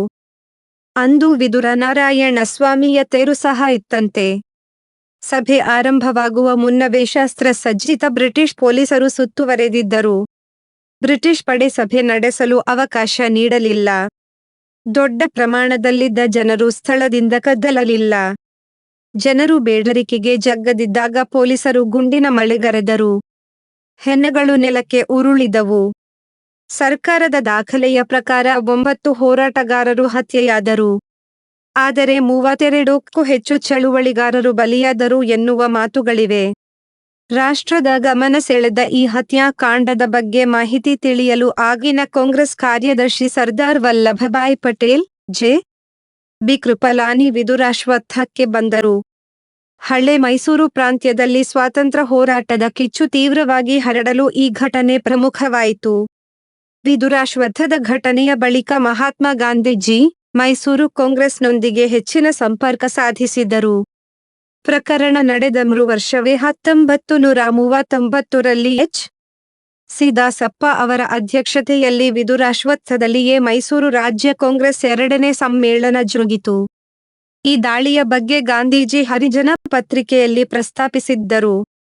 ದೇಶದ ಸ್ವಾತಂತ್ರ್ಯ ಚಳುವಳಿಗೆ ಸಂಬಂಧಿಸಿದಂತೆ ಮೈಸೂರು ರಾಜ್ಯದಲ್ಲಿ ನಡೆದ ಹೋರಾಟಗಳನ್ನು ಸ್ಮರಿಸುವಾಗ ವಿದುರಾಶ್ವತ್ಥ ಗ್ರಾಮದಲ್ಲಿ ನಡೆದ ಈ ಹತ್ಯಾಕಾಂಡ ಮತ್ತು ಜನರ ಹೋರಾಟ ಪ್ರಮುಖವಾಗಿ ದಾಖಲಾಗುತ್ತದೆ. ಗೌರಿಬಿದನೂರಿನಿಂದ ಹಿಂದೂಪುರ ರಸ್ತೆಯಲ್ಲಿ ಸಿಗುವ ವಿದುರಾಶ್ವತ್ಥ ಗ್ರಾಮ ಕರ್ನಾಟಕದ ಜಲಿಯನ್ವಾಲಾಬಾಗ್ ಎಂದೇ ಹೆಸರಾಗಿದೆ. ಗ್ರಾಮದ ಮುಖ್ಯ ರಸ್ತೆಯಿಂದ ವಿದ್ದುರ ನಾರಾಯಣ ಸ್ವಾಮಿ ಸ್ವಾಗತ ಕಮಾನು ದಾಟಿ 1 ಕಿಲೋಮೀಟರ್ ಸಾಗಿದರೆ ಸ್ವಾತಂತ್ರ್ಯ ಹೋರಾಟದ ಕಥನ ಬಿಚ್ಚಿಕೊಳ್ಳುತ್ತದೆ. ಪ್ರತಿ ವರ್ಷದ ಸ್ವಾತಂತ್ರ್ಯ ದಿನದ ಸಮಯದಲ್ಲಿ ವಿದುರಾಶ್ವತ್ಥದ ಹೋರಾಟಗಳನ್ನು ಸ್ಮರಿಸಲಾಗುತ್ತದೆ. ಸ್ವಾತಂತ್ರ್ಯದ ಅಮೃತ ಮಹೋತ್ಸವ ಸೇರಿದಂತೆ ರಾಜ್ಯದಲ್ಲಿ ನಡೆಯುವ ಸ್ವಾತಂತ್ರ್ಯ ಹೋರಾಟಕ್ಕೆ ಸಂಬಂಧಿಸಿದ ಕಾರ್ಯಕ್ರಮಗಳಿಗೆ ಈ ನೆಲದಿಂದಲೇ ಚಾಲನೆ ನೀಡಿದ ನಿದರ್ಶನಗಳಿವೆ. ವಿದುರಾಶ್ವತ್ಥದಲ್ಲಿ ಪ್ರಾಣ ತೆತ್ತವರ ಸ್ಮರಣಾರ್ಥ 1973 2 ಅಕ್ಟೋಬರ್ರಂದು ಹುತಾತ್ಮರ ಸ್ಮಾರಕ ನಿರ್ಮಿಸಲಾಗಿದೆ. ಈ ಸ್ಮಾರಕದಲ್ಲಿ ಬಲಿದಾನಗೈದ 8 ಮಂದಿಯ ಹೆಸರನ್ನು ಮಾತ್ರ ದಾಖಲಿಸಲಾಗಿದೆ. ಕೆಲವು ಹೋರಾಟಗಾರರ ಭಾವಚಿತ್ರಗಳು ನಗಯ್ಯ ರೆಡ್ಡಿ ಭವನದಲ್ಲಿವೆ. ಐತಿಹಾಸಿಕ ಹೋರಾಟ ನಡೆದ ಸ್ಥಳದಲ್ಲಿ ಈಗ ಸ್ವಾತಂತ್ರ್ಯ ಸ್ಮಾರಕ ಸಂಕೀರ್ಣ ಮತ್ತು ವಿದುರಾಶ್ವತ್ಥ ಉದ್ಯಾನ ನಿರ್ಮಾಣವಾಗಿದೆ. ಈ ಸಂಕೀರ್ಣದಲ್ಲಿ ವೀರಸೌಧ, ಚಿತ್ರಪಟ ಗ್ಯಾಲರಿ, ನಾಗಯ್ಯ ರೆಡ್ಡಿ ಭವನ, ಗ್ರಂಥಾಲಯ, ಸುಂದರ ಉದ್ಯಾನ, ಸ್ವಾತಂತ್ರ್ಯ ಹೋರಾಟಗಾರರ ಮೂರ್ತಿಗಳನ್ನು ಕಾಣಬಹುದು. ಬಹುತೇಕ ಸ್ವಾತಂತ್ರ್ಯ ಹೋರಾಟಗಳು ನಾಯಕನ ನೇತೃತ್ವದಲ್ಲಿ ನಡೆದಿವೆ. ಆದರೆ ವಿದುರಾಶ್ವತ್ಥ ಹೋರಾಟವು ಜನಸಾಮಾನ್ಯರ ಹೋರಾಟ. ಈ ಕಾರಣದಿಂದಲೇ ಚರಿತ್ರೆಯಲ್ಲಿ ವಿಶಿಷ್ಟವಾಗಿ ನಿಲ್ಲುತ್ತದೆ. ವಿದುರಾಶ್ವತ್ಥ ಹೋರಾಟದಲ್ಲಿ ಹುತಾತ್ಮರಾದವರ ಮನೆಯ ಗೋಡೆಗಳಲ್ಲಿರುವ ದೇವರ ಚಿತ್ರಪಟಗಳ ಸಾಲಿನಲ್ಲಿ ಸ್ವಾತಂತ್ರ್ಯ ಹೋರಾಟಗಾರರು ಎಂದು ಸರ್ಕಾರ ನೀಡಿದ ಪ್ರಮಾಣ ಪತ್ರವಿದೆ. ಸ್ವಾತಂತ್ರ್ಯ ಹೋರಾಟ ಕಟ್ಟಿಕೊಡುವ ಚಿತ್ರಪಟ ಗ್ಯಾಲರಿ. ವಿದುರಾಶ್ವತ್ಥದ ಹೃದಯ ಅಂದರೆ ಅದು ಚಿತ್ರಪಟ ಗ್ಯಾಲರಿ. ಇಲ್ಲಿ ಸ್ವಾತಂತ್ರ್ಯ ಹೋರಾಟಕ್ಕೆ ಸಂಬಂಧಿಸಿದ 104 ಚಿತ್ರಪಟಗಳಿವೆ. ಗ್ಯಾಲರಿ ಸ್ವಾತಂತ್ರ್ಯ ಹೋರಾಟಕ್ಕೆ ಸಂಬಂಧಿಸಿದ ಕಥನಗಳನ್ನು ಕಣ್ಣಿಗೆ ಕಟ್ಟಿದಂತೆ ಕಾಣಿಸುತ್ತದೆ. ವಿದುರಾಶ್ವತ್ಥದಲ್ಲಿ ಅಂದು ನಡೆದ ಹತ್ಯಾಕಾಂಡದ ಚಿತ್ರಗಳು ಇಲ್ಲಿವೆ. ಹೋರಾಟದಲ್ಲಿ ಪಾಲ್ಗೊಂಡಿದ್ದ ಎಚ್. ನಾಗಸಂದ್ರದ ನರಸಿಂಹಯ್ಯ ಮತ್ತು ಗಂಗಯ್ಯ ಅವರು ನೀಡಿದ ಮಾಹಿತಿ ಆಧರಿಸಿ ಅಂದಿನ ಹೋರಾಟದ ಸನ್ನಿವೇಶದ ಚಿತ್ರವನ್ನು ಬಿಡಿಸಲಾಗಿದೆ. ವಿದುರಾಶ್ವತ್ಥದ ಮುಖ್ಯ ಆಕರ್ಷಣೆ ಚಿತ್ರಪಟ ಗ್ಯಾಲರಿಯನ್ನು ರೂಪಿಸಿದವರು ಸಾಮಾಜಿಕ ಹೋರಾಟಗಾರ ದಿವಂಗತ ಪ್ರೊಫೆಸರ್ ಬಿ. ಗಂಗಾಧರ ಮೂರ್ತಿ. ಬೇರೆ ಬೇರೆ ರಾಜ್ಯಗಳ ಗ್ಯಾಲರಿಗಳನ್ನು ವೀಕ್ಷಿಸಿದ ನಂತರ ಅವರು 2006ರಲ್ಲಿ ಚಿತ್ರಪಟ ಗ್ಯಾಲರಿ ರೂಪಿಸಿದರು. 2022ರ ಆಗಸ್ಟ್ನಲ್ಲಿ ಪ್ರಜಾವಾಣಿ ಜೊತೆ ಮಾತನಾಡಿದ್ದ ಪ್ರೊಫೆಸರ್ ಬಿ. ಗಂಗಾಧರ ಮೂರ್ತಿ, ವಿದುರಾಶ್ವತ್ಥ ಹೋರಾಟದಲ್ಲಿ ಭಾಗಿಯಾದವರು ಯಾರೂ ಈಗ ಬದುಕಿಲ್ಲ. ಇಬ್ಬರು ಹೋರಾಟಗಾರರು ನೀಡಿದ ಮಾಹಿತಿ ಆಧರಿಸಿ ಅಂದು ನಡೆದ ಹತ್ಯಾಕಾಂಡದ ಚಿತ್ರ ರೂಪಿಸಲಾಗಿದೆ. 175 ವರ್ಷಗಳ ಸ್ವಾತಂತ್ರ್ಯ ಹೋರಾಟ ಪ್ರತಿಬಿಂಬಿಸುವ ರೀತಿಯಲ್ಲಿ ಚಿತ್ರಪಟ ಗ್ಯಾಲರಿ ರೂಪಿಸಲಾಗಿದೆ. ವ್ಯಕ್ತಿ ಕೇಂದ್ರಿತವಾಗಿ ಗ್ಯಾಲರಿ ಇಲ್ಲ. ಹೋರಾಟಗಳನ್ನು ಕೇಂದ್ರವಾಗಿಸಿಕೊಂಡು ರೂಪಿಸಲಾಗಿದೆ ಎಂದಿದ್ದರು. ಅಂದು ಜಾತ್ರೆ ನಡೆಯುತ್ತಿತ್ತಂತೆ. ದೇಗುಲದ ಹಿಂಭಾಗದ ಬಯಲಿನಲ್ಲಿ ಸೇರಿದ್ದ ಜನರಿಗಿಂತಲೂ ಹೊರಭಾಗದಲ್ಲಿ ದೊಡ್ಡ ಸಂಖ್ಯೆಯ ಜನರು ಇದ್ದರಂತೆ. ಪೊಲೀಸರು ಏಕಾಏಕಿ ಗುಂಡಿನ ದಾಳಿ ಮಾಡಿದರಂತೆ.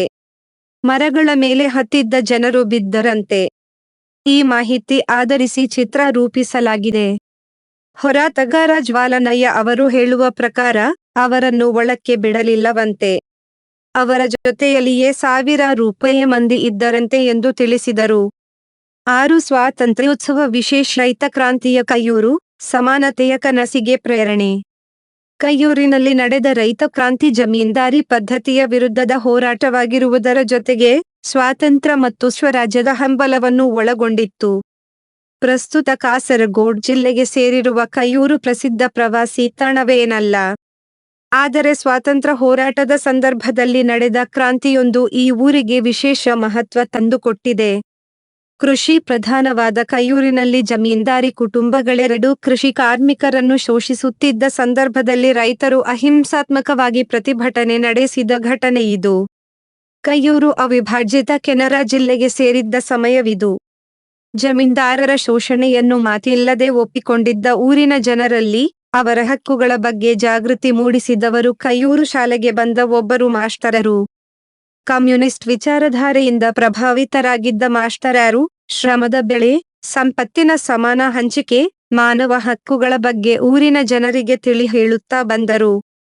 ಊರಿನ ಯುವ ಜನತೆಗೆ ಪತ್ರಿಕೆಗಳನ್ನು ಓದಿ ಹೇಳುತ್ತಾ ಅವರು ಪತ್ರಿಕೆಗಳನ್ನು ಓದಿ ವೈಚಾರಿಕತೆಯನ್ನು ಬೆಳೆಸಿಕೊಳ್ಳುವಂತೆ ಪ್ರೋತ್ಸಾಹ ನೀಡಿದರು.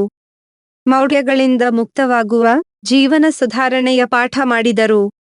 ಅಲ್ಲಿನ ಜನರಿಗೆ ಒದಗಿಸಬೇಕಾದ ಮೂಲ ಸೌಕರ್ಯಗಳು, ವೇತನ ಮುಂತಾದವುಗಳ ಕುರಿತು ನಡೆಯುವ ಚರ್ಚೆಗೆ ಸರಿಯಾದ ದಿಕ್ಕು ನೀಡಿದರು. ಉಳುವವನೇ ಹೊಲದೊಡೆಯ, ಜಮೀನ್ದಾರಿ ಪದ್ಧತಿ ಅಳಿಸಿ ಹೋಗಲಿ, ಸಾಮ್ರಾಜ್ಯಶಾಹಿ ನಿರ್ನಾಮವಾಗಲಿ ಎಂಬ ಘೋಷಣೆಯೊಂದಿಗೆ ರೈತ ಸಂಘಟನೆಯು ಅರಿವಿನ ಕಿಡಿ ಹೊತ್ತಿಸಿಕೊಂಡಿತು. ಅಬೂಬಕರ್, ಅಪ್ಪು, ಚಿರುಕುಂಡ, ಕುಮಿಂಬು ಸೇರಿದಂತೆ ರೈತ ಮುಖಂಡರೆಲ್ಲ ಸೇರಿ ಕೈಯೂರಿಗೆ ಒಂದು ಗ್ರಾಮ ಪಂಚಾಯಿತಿ ಬೇಕು ಎಂದು ಜಿಲ್ಲಾಧಿಕಾರಿಗೆ ಅರ್ಜಿ ಬರೆದರು. ಹೊಲವಿಲ್ಲದ ರೈತರಿಗೆ ಬಂಜರು ಭೂಮಿಯನ್ನು ಹಂಚಿಕೊಡಬೇಕು ಎಂದು ಸರಕಾರಕ್ಕೆ ಅರ್ಜಿ ಬರೆದರು. ಆಡಳಿತ ವರ್ಗದ ಕಡೆಯಿಂದ ಯಾವುದೇ ಪ್ರತಿಕ್ರಿಯೆ ಬರದೇ ಇದ್ದಾಗ ಸಂಘಟನೆಯ ಹುಡುಗರೇ ಸೇರಿಕೊಂಡು ಪೊದರು ಕಡಿದು ನೆಲ ಸಪಾಟು ಮಾಡಲಾರಂಭಿಸಿದರು. ಅತ್ತ ಊರಿನ ಜಮೀನ್ದಾರರು ಈ ಸಂಘಟನೆಯನ್ನು ಹತ್ತಿಕ್ಕಲು ತಂತ್ರಗಳನ್ನು ಮಾಡುತ್ತಲೇ ಇದ್ದರು.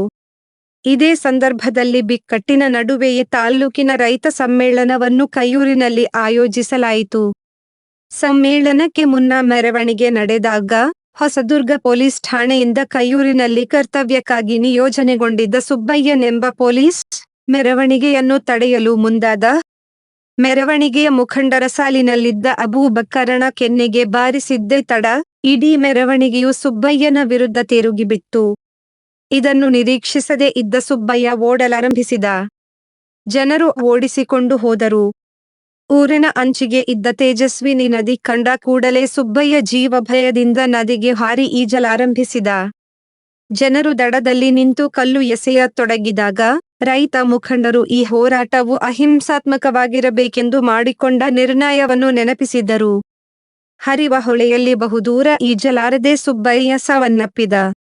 ಈ ಸೂಕ್ಷ್ಮ ಪರಿಸ್ಥಿತಿಯನ್ನು ತಮ್ಮ ಲಾಭಕ್ಕೆ ಬಳಸಿಕೊಳ್ಳಲು ಯತ್ನಿಸಿದ ಜಮೀನ್ದಾರರು, ಕೈಯೂರಿನ ಸಶಸ್ತ್ರ ರೈತರು ಪೊಲೀಸ್ ಅಧಿಕಾರಿಯನ್ನು ಕೊಲೆ ಮಾಡಿದ್ದಾಗಿ ಮದರಾಸು ಸರ್ಕಾರಕ್ಕೆ ಮತ್ತು ಮಂಗಳೂರು ಜಿಲ್ಲಾಧಿಕಾರಿಗೆ ಮಾಹಿತಿ ನೀಡಿದರು.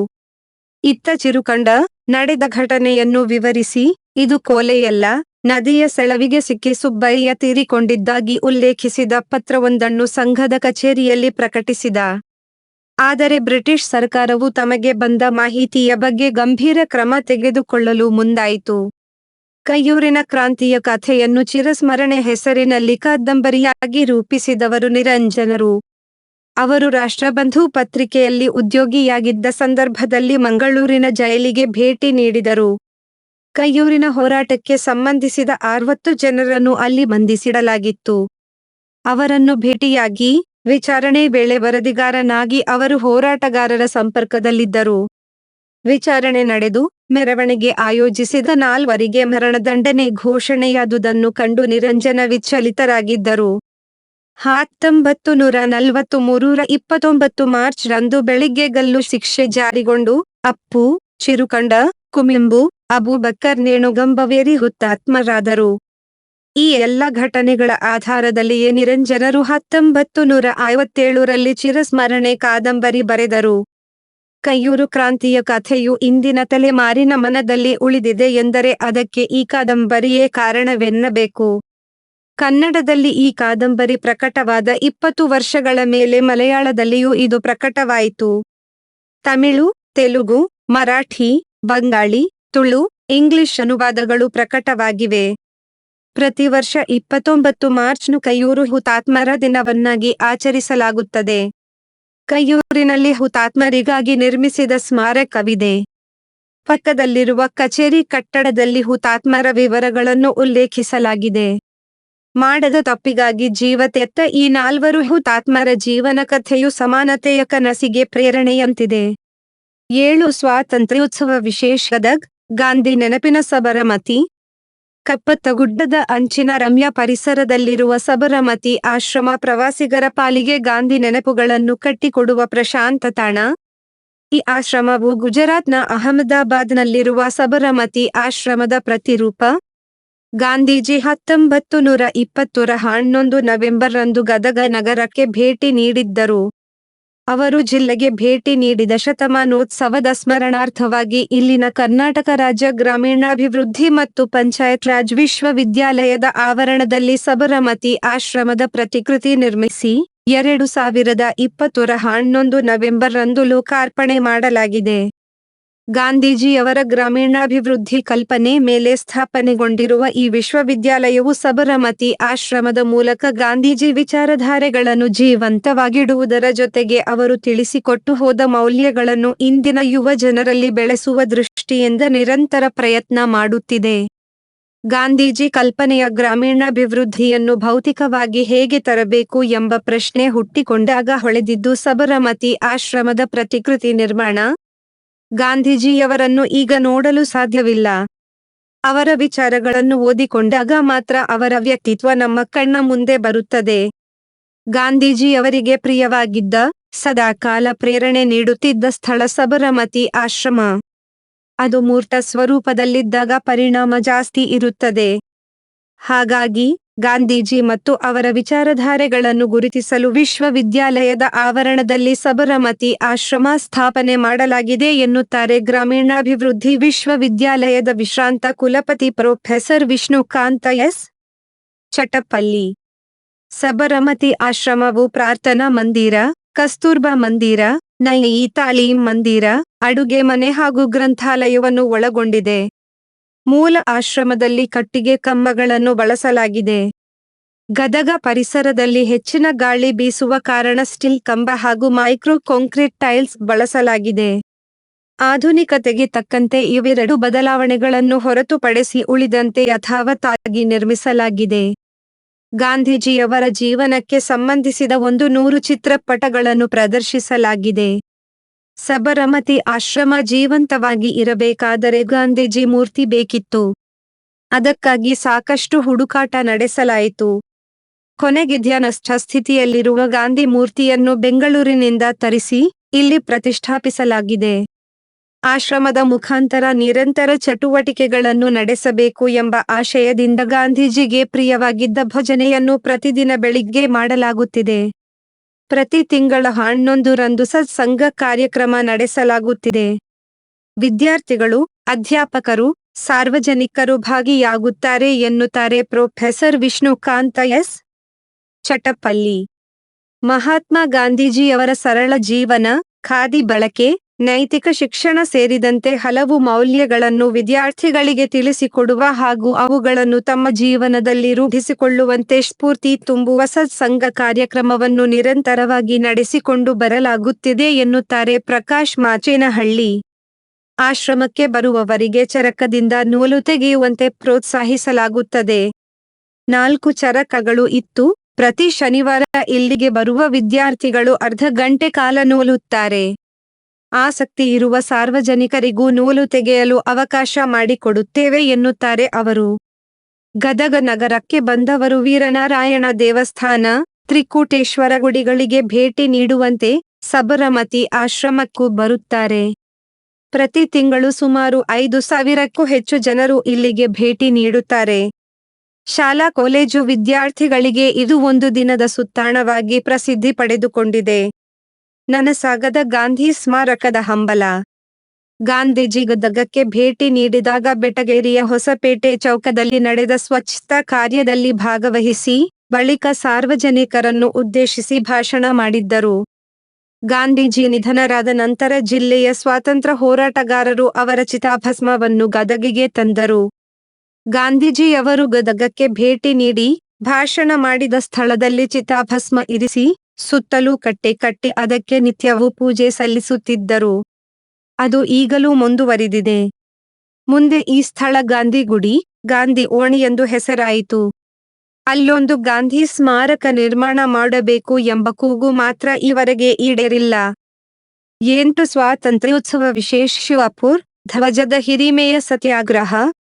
ಮಂಡ್ಯ ಜಿಲ್ಲೆಯ ಮದೂರಿನ ಶಿವಪುರದ ಧ್ವಜ ಸತ್ಯಾಗ್ರಹ ಕರ್ನಾಟಕದಲ್ಲಿ ನಡೆದ ಸ್ವಾತಂತ್ರ್ಯ ಚಳುವಳಿಯ ಹೆಮ್ಮೆಯ ಅಧ್ಯಾಯಗಳಲ್ಲಿ ಒಂದು. ಎಚ್.ಕೆ. ವೀರಣ್ಣಗೌಡ, ಕೊಪ್ಪದ ಜೋಗಿಗೌಡ, ಸಾಹುಕಾರ ಚೆನ್ನಯ್ಯ ಸೇರಿದಂತೆ ಹಲವು ಚಳುವಳಿಕಾರರ ನೇತೃತ್ವದಲ್ಲಿ ನಡೆದಿದ್ದ ಈ ಧ್ವಜ ಸತ್ಯಾಗ್ರಹದ ನೆನಪಿಗಾಗಿ ಇಲ್ಲಿ ಸತ್ಯಾಗ್ರಹ ಸೌಧವನ್ನು ನಿರ್ಮಿಸಲಾಗಿದೆ. ಶಿಂಷಾ ನದಿ ದಡದಲ್ಲಿರುವ ಮದೂರಿನ ಶಿವಪುರದಲ್ಲಿ ನಡೆದ ಹೋರಾಟದಲ್ಲಿ 10,000ಕ್ಕೂ ಹೆಚ್ಚು ಮಂದಿ ಚಳುವಳಿಕಾರರು ಭಾಗವಹಿಸಿದ್ದರು ಎನ್ನಲಾಗಿದೆ. ಶಿವಪುರದ ತಿರುಮಲೇಗೌಡರು ಹೋರಾಟಗಾರರಿಗೆ ತಮ್ಮ ಜಮೀನನ್ನು ನೀಡಿದ್ದರು. ಕೋಲಾರದ ಸ್ವಾತಂತ್ರ್ಯ ಹೋರಾಟಗಾರ ಟಿ. ಸಿದ್ದಲಿಂಗಯ್ಯ ಸತ್ಯಾಗ್ರಹಕ್ಕೆ ಚಾಲನೆ ನೀಡಿದ್ದರು.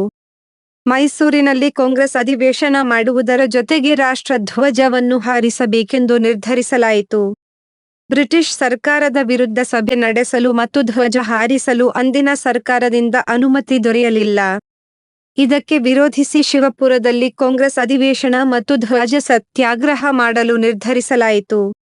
ಮದ್ದೂರು ಮತ್ತು ಮಂಡ್ಯ ತಾಲ್ಲೂಕಿನ ಗ್ರಾಮಗಳಿಂದ ಅಕ್ಕಿ, ಬೇಳೆ, ಬೆಲ್ಲ, ಬಾಳೆಹಣ್ಣು, ಬಾಳೆ ಎಲೆ, ಅಡಿಕೆ ಹಾಳೆ, ತೆಂಗಿನಕಾಯಿ, ಹಾಲು, ಮೊಸರು ಸೇರಿದಂತೆ ಕಾಂಗ್ರೆಸ್ ಅಧಿವೇಶನಕ್ಕೆ ಬರುವ 10,000 ಮಂದಿಗೆ 3 ದಿನಗಳಿಗೆ ಸಾಕಾಗುವಷ್ಟು ದವಸ ಧಾನ್ಯ ಮತ್ತು ಹಣ ಸಂಗ್ರಹಿಸಲಾಯಿತು. ಹೀಗೆ ಜನರ ಸಹಭಾಗಿತ್ವದಲ್ಲಿ 1938ರ ಏಪ್ರಿಲ್ ತಿಂಗಳಿನಲ್ಲಿ ಶಿವಪುರದ ಅಧಿವೇಶನ ಮತ್ತು ಧ್ವಜ ಸತ್ಯಾಗ್ರಹ ನಡೆಯಿತು. ಸಾಲಾಗಿ 3 ದಿನಗಳ ಕಾಲವೂ ಧ್ವಜಾರೋಹಣ ನಡೆದು ಅನೇಕ ನಾಯಕರು ಬಂಧನಕ್ಕೆ ಒಳಗಾದರು. ಆದರೆ ಇಡೀ ಚಳುವಳಿ ಅಹಿಂಸಾತ್ಮಕವಾಗಿ ನಡೆಯಿತು. ಧ್ವಜ ಸತ್ಯಾಗ್ರಹದ ನೆನಪುಗಳನ್ನು ಶಾಶ್ವತವಾಗಿ ಉಳಿಸುವ ದೃಷ್ಟಿಯಿಂದ ನಿರ್ಮಾಣಗೊಂಡ ಸತ್ಯಾಗ್ರಹ ಸೌಧ ಹೊಸ ತಲೆಮಾರಿಗೆ ಸ್ವಾತಂತ್ರ್ಯ ಚಳುವಳಿಯ ಕಥನವನ್ನು ಹೇಳುವಂತಿದೆ. 9 ನೆನಪು ಬೇಂದ್ರೆ ಅಜ್ಜನ ಶ್ರಾವಣ ಪ್ರೀತಿ. ಧಾರವಾಡವೆಂದಾಗ ಜಡಿಮಳೆಯನ್ನು ನೆನೆಯದ್ದೇ ಈ ನೆನಪು ಪೂರ್ಣವಾಗದು. ಜಡಿಮಳೆ ಹಾಗೂ ಧಾರವಾಡ ಇವೆರಡು ಬೇಂದ್ರೆ ಅಜ್ಜನ ನೆನಪಿಗೆ ಬರಿಯ ಪೂರಕವಲ್ಲ, ಪರಿಪೂರಕ. ಶ್ರಾವಣ ಮಾಸವು ಭಾರತೀಯ ಸಂಸ್ಕೃತಿ ದೃಷ್ಟಿಯಿಂದ ಅತ್ಯಂತ ಮಹತ್ವದ ಮಾಸ. ಬೇಂದ್ರೆಯವರು ಶ್ರಾವಣವನ್ನು ಪ್ರೀತಿಸಿದಷ್ಟು ಮತ್ತಾರೂ ಪ್ರೀತಿಸಿಲ್ಲ ಎನ್ನುವುದು ಅತಿಶಯೋಕ್ತಿಯೇನಲ್ಲ. ಅದಕ್ಕೆ ಏನು? ಅಡಿಗರು ಬೇಂದ್ರೆಯವರನ್ನು ಶ್ರಾವಣ ಪ್ರತಿಭೆ ಎಂದದ್ದು. ಬೇಂದ್ರೆಯವರ ಪಾಲಿಗೆ ಶ್ರಾವಣವು ಬರೀ ಮಾಸವಲ್ಲ, ಅದೊಂದು ಋತುವಿಲಾಸ. ಹುಟ್ಟಿನ ಗುಟ್ಟು ಕಂಡುಕೊಂಡ ಅನುಭವ, ಸೋಜಿಗ ಮತ್ತು ಸೌಂದರ್ಯ. ಶ್ರಾವಣವು ಬೇಂದ್ರೆಯವರಿಗೆ ಮೆಚ್ಚುಗೆಯ ಮಾಸ. ಅವರು ತಮ್ಮ ಬಾಳುವೆಗೆ ಶ್ರಾವಣವು ಹೆಗಲೆಂದು, ಈ ಮಾಸವು ತಮಗೆ ಹೊಸತನವನ್ನು ತರುತ್ತದೆ ಎಂದು ಹೇಳುತ್ತಾರೆ. ಈ ಹೊಸತನವನ್ನು ನಾವು ಅವರ ಶ್ರಾವಣದ ವೈಭವ, ಶ್ರಾವಣ, ಮತ್ತೆ ಶ್ರಾವಣ, ಮತ್ತೆ ಶ್ರಾವಣ ಬಂದ, ಶ್ರಾವಣದ ಹಗಲು, ನಾದಲೀಲೆಯ ಶ್ರಾವಣ, ಹಾಡುಪಾಡಿನ ಶ್ರಾವಣ, ಬಂಡಿಕಾರ ಶ್ರಾವಣ, ಪ್ರತಿ ವರ್ಷದಂತೆ ಬಂತು ಶ್ರಾವಣ ಕವಿತೆಗಳಲ್ಲೂ ಕಾಣಬಹುದು. ಮುದಿಯ ತಂದೆ ಮುಗಿಲರಾಯ ಹಾಗೂ ಬಿಸಿಲ ಹಣ್ಣು ತಿಂದು ಹೊತ್ತು ಹೆತ್ತ ನಿನ್ನ ಭೂಮಿ ತಾಯಿ. ಈ ಶ್ರಾವಣದ ಹುಟ್ಟನ್ನು ಇಷ್ಟು ಸರಳವಾದ ಸಮೀಕರಣದಲ್ಲಿ ತಿಳಿಸಿ ಹೇಳಿರುವ ಕವಿಗಳು ಯಾರಿರಲು ಸಾಧ್ಯ? ಏಪ್ರಿಲ್ ಮತ್ತು ಮೇ ತಿಂಗಳ ಬಿಸಿಲನ್ನು ಅನುಭವಿಸಿದ ಭೂತಾಯಿ ಹಡೆದ ಮಳೆರಾಯ ಈ ಶ್ರಾವಣದಲ್ಲಿ ಭೂಮಿಗಿಳಿದಾಗಿನ ಈ ರೂಪಕವು ಕುಮಾರವ್ಯಾಸನನ್ನು ನೆನಪಿಸದೆ ಇದ್ದೀತೆ? ಶ್ರಾವಣ ಬಂತು ನಾಡಿಗೆ, ಶ್ರಾವಣ ಬಂತು ಕಾಡಿಗೆ. ನಾಡಿನ ಮನೆ ಮನೆಗಳಲ್ಲಿ ಹುಟ್ಟಿದ ಹಾಡಿನ ಸಂಭ್ರಮ. ಸೋಮವಾರ ಶಿವ ಪಾರಿಜಾತ, ಮಂಗಳವಾರ ಮಂಗಳಗೌರಿ, ಬುಧವಾರ ಬುಧ ಬೃಹಸ್ಪತಿ, ಶುಕ್ರವಾರ ಶನಿವಾರ ಮಹಾಲಕ್ಷ್ಮೀ. ಹಬ್ಬದ ಸಲುಗಳು: ನಾಗರ ಪಂಚಮಿ, ನೂಲು ಹುಣ್ಣಿಮೆ, ರಾಖಿ ಪೌರ್ಣಮಿ, ಗೋಕುಲಾಷ್ಟಮಿ, ವರಮಹಾಲಕ್ಷ್ಮಿ. ಹೀಗೆ ಹಬ್ಬಗಳ ಈ ಪಟ್ಟಿ ಬೆಳೆಯುತ್ತದೆ. ಅಂತೆಯೇ ಕಾಡಿಗೂ ಬಂದಿದೆಯಲ್ಲ ಈ ಶ್ರಾವಣ. ಪ್ರಕೃತಿಗೆ ಈಗ ಮೈದುಂಬುವ ಸಂಭ್ರಮ. ದರೆ, ಹೊಳೆ, ಹಳ್ಳ, ಝರಿ ಎಲ್ಲವೂ ತುಂಬಿವೆ. ಬೆಟ್ಟ ಗುಡ್ಡಗಳು ಕುತನಿಯ ಹಸಿರಂಗಿ ತೊಟ್ಟು ನಿಂತಿವೆ ಬಸುರಿಯಂತೆ. ಮಳೆ, ಗಾಳಿ, ಹೂವು, ದುಂಬಿ, ಚಿಗುರು. ಹೂ ಗಿಡಗಳಲ್ಲಿ ದುಂಬಿಯ ಗುಂಗುರಿಗಾನ. ಮಾನವ, ನಿಸರ್ಗ ಹಾಗೂ ದೈವತ್ವ ಇವು ಒಂದುಗೂಡಿ ವಿಶ್ವ ಚೈತನ್ಯವಾಗಿದೆ. ಇದು ಅನುಭವವು ಅನುಭವ ದಟ್ಟ ಹೊರಳಿದ ಕವಿಭಾವ. ನಮ್ಮಂಥ ಜನಸಾಮಾನ್ಯರನ್ನೇ ಕಾಡುವ ಈ ನವನವೋನ್ಮೇಷ ಶಾಲಿನಿಯಾದ ಶ್ರಾವಣವು ಬೇಂದ್ರೆಯವರನ್ನು ಸೆಳೆದದ್ದರಲ್ಲಿ ಅಚ್ಚರಿಯೇನೂ ಇಲ್ಲ. ಪ್ರಕೃತಿ ಶ್ರಾವಣದಲ್ಲಿ ಪಡೆದುಕೊಳ್ಳುವ ಹೊಸ ಹುಟ್ಟಿಗೆ ಕವಿ ವಿಸ್ಮಿತರಾಗುತ್ತಾರೆ.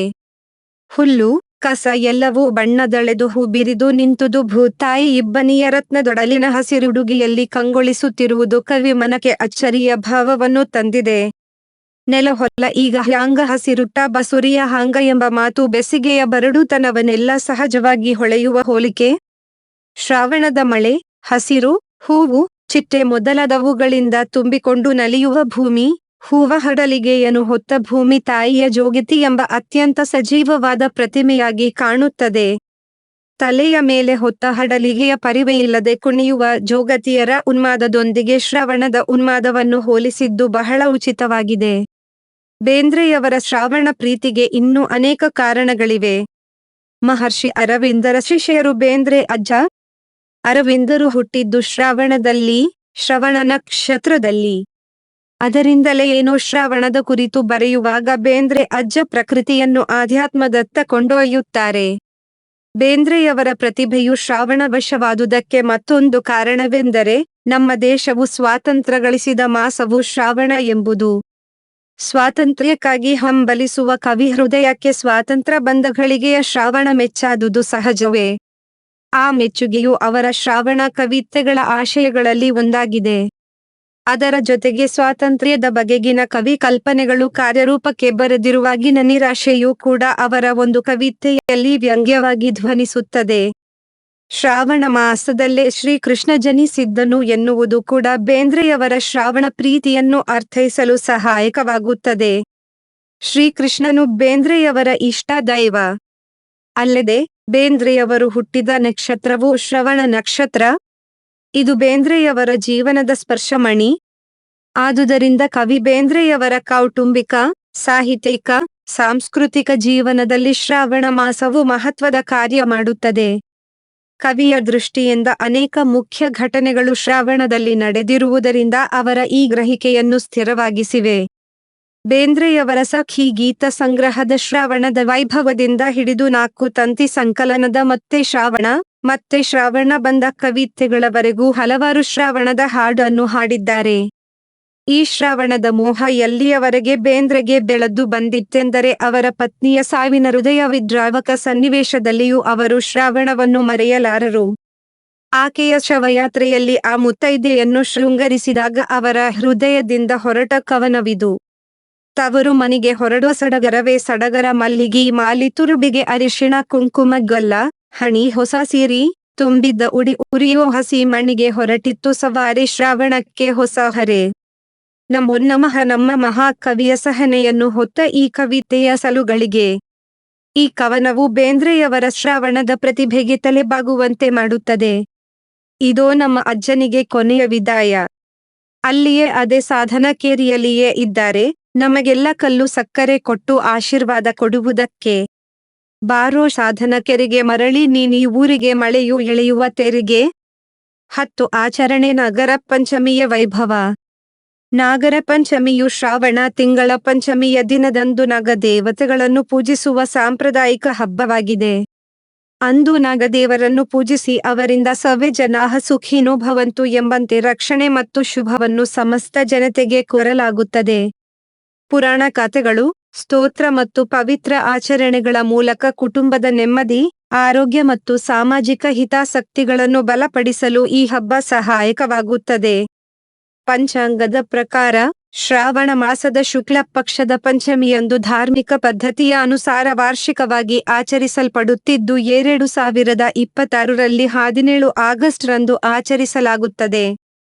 ಕರಾವಳಿಯ ಅವಿಭಾಜಿತ ದಕ್ಷಿಣ ಕನ್ನಡ ಜಿಲ್ಲೆಯಲ್ಲಂತೂ ಕೌಟುಂಬಿಕ ಹಿನ್ನೆಲೆಯಲ್ಲಿ ಅಲ್ಲಲ್ಲಿ ನಾಗಬನಗಳನ್ನು ಜೀರ್ಣೋದ್ಧಾರ ಮಾಡಿ ನಾಗ ಸೇವೆ ಮಾಡುತ್ತಾರೆ. ಅಲ್ಲೆಲ್ಲ ಕಲ್ಲಿನ ನಾಗ ಪ್ರತಿಮೆಗಳಿಗೆ ಹಾಲೆರೆದು ಪೂಜಿಸುವುದು ವಾಡಿಕೆ. ಮಹಾರಾಷ್ಟ್ರ ಮತ್ತು ಬಿಹಾರದ ಕೆಲವೆಡೆ ಜೀವಂತ ಹಾವುಗಳನ್ನು ಪೂಜಿಸುವ ವಾಡಿಕೆಯೂ ಇದೆ. ಉದ್ದೇಶ ಮತ್ತು ಪಾವಿತ್ರ್ಯ. ಸಂಪ್ರದಾಯದ ಪ್ರಕಾರ ಹಾವುಗಳು, ವಿಶೇಷತಃ ನಾಗರ ಹಾವುಗಳನ್ನು ಪವಿತ್ರವೆಂದು ಪರಿಗಣಿಸಲಾಗುತ್ತದೆ ಮತ್ತು ಶಿವ ಹಾಗೂ ವಿಷ್ಣು ದೇವರೊಂದಿಗೆ ಸಂಬಂಧ ಕಲ್ಪಿಸಲಾಗಿದೆ. ಶಿವನು ತನ್ನ ಕೊರಳಲ್ಲಿ ಸರ್ಪವನ್ನು ಧರಿಸಿದ್ದರೆ, ವಿಷ್ಣುವು ಶೇಷನಾಗನ ಮೇಲೆ ಪವಡಿಸಿ ವಿಶ್ರಾಂತಿ ಪಡೆಯುತ್ತಾನೆ. ಹೀಗೆ ಪ್ರಾಮುಖ್ಯತೆ ಪಡೆದಿರುವ ನಾಗದೇವರನ್ನು ಈ ಹಬ್ಬದಂದು ಪೂಜೆ ಮಾಡಿ ಸರ್ಪದೋಷ ನಿವಾರಣೆ ಹಾಗೂ ಹಾವು ಕಡಿತದಿಂದ ರಕ್ಷಣೆ ಕೋರಿ ಪ್ರಾರ್ಥಿಸಲಾಗುತ್ತದೆ ಮತ್ತು ಕುಟುಂಬದ ಕಲ್ಯಾಣ, ಆರೋಗ್ಯ ಮತ್ತು ಸುಖ ಶಾಂತಿ ಕೋರಲಾಗುತ್ತದೆ. ಮಹಾಭಾರತದ ಸರ್ಪ ಸತ್ರ ಕಥೆಯ ಪ್ರಕಾರ ಜನಮೇಜಯ ರಾಜನು ನಾಗವಂಶವನ್ನು ನಾಶ ಮಾಡಲು ಹೊರಟಿದ್ದಾಗ ಆಸ್ತಿಕ ಋಷಿಯು ತಡೆದನು. ಆ ದಿನವೇ ಹಾವುಗಳ ಪೂಜೆ ಆರಂಭವಾಯಿತು ಎಂದು ಹೇಳಲಾಗುತ್ತದೆ. ಆಚರಣೆಯ ವಿಧಗಳು. ಭಕ್ತಾದಿಗಳು ಹಾಲು, ಅರಿಶಿನ, ಹೂವು ಮತ್ತು ಸಿಹಿ ಪದಾರ್ಥಗಳನ್ನು ಬೆಳ್ಳಿ, ಕಲ್ಲು, ಜೇಡಿಮಣ್ಣು ಇತ್ಯಾದಿಗಳಿಂದ ರಚಿಸಿದ ನಾಗರ ಹಾವಿನ ಪ್ರತಿಮೆಗಳಿಗೆ ಅಥವಾ ಜೀವಂತ ನಾಗರ ಹಾವಿಗೆ ಅರ್ಪಿಸುತ್ತಾರೆ. ಕೆಲವೊಮ್ಮೆ ನೇರವಾಗಿ ಹುತ್ತಗಳನ್ನು ಪೂಜಿಸಲಾಗುತ್ತದೆ.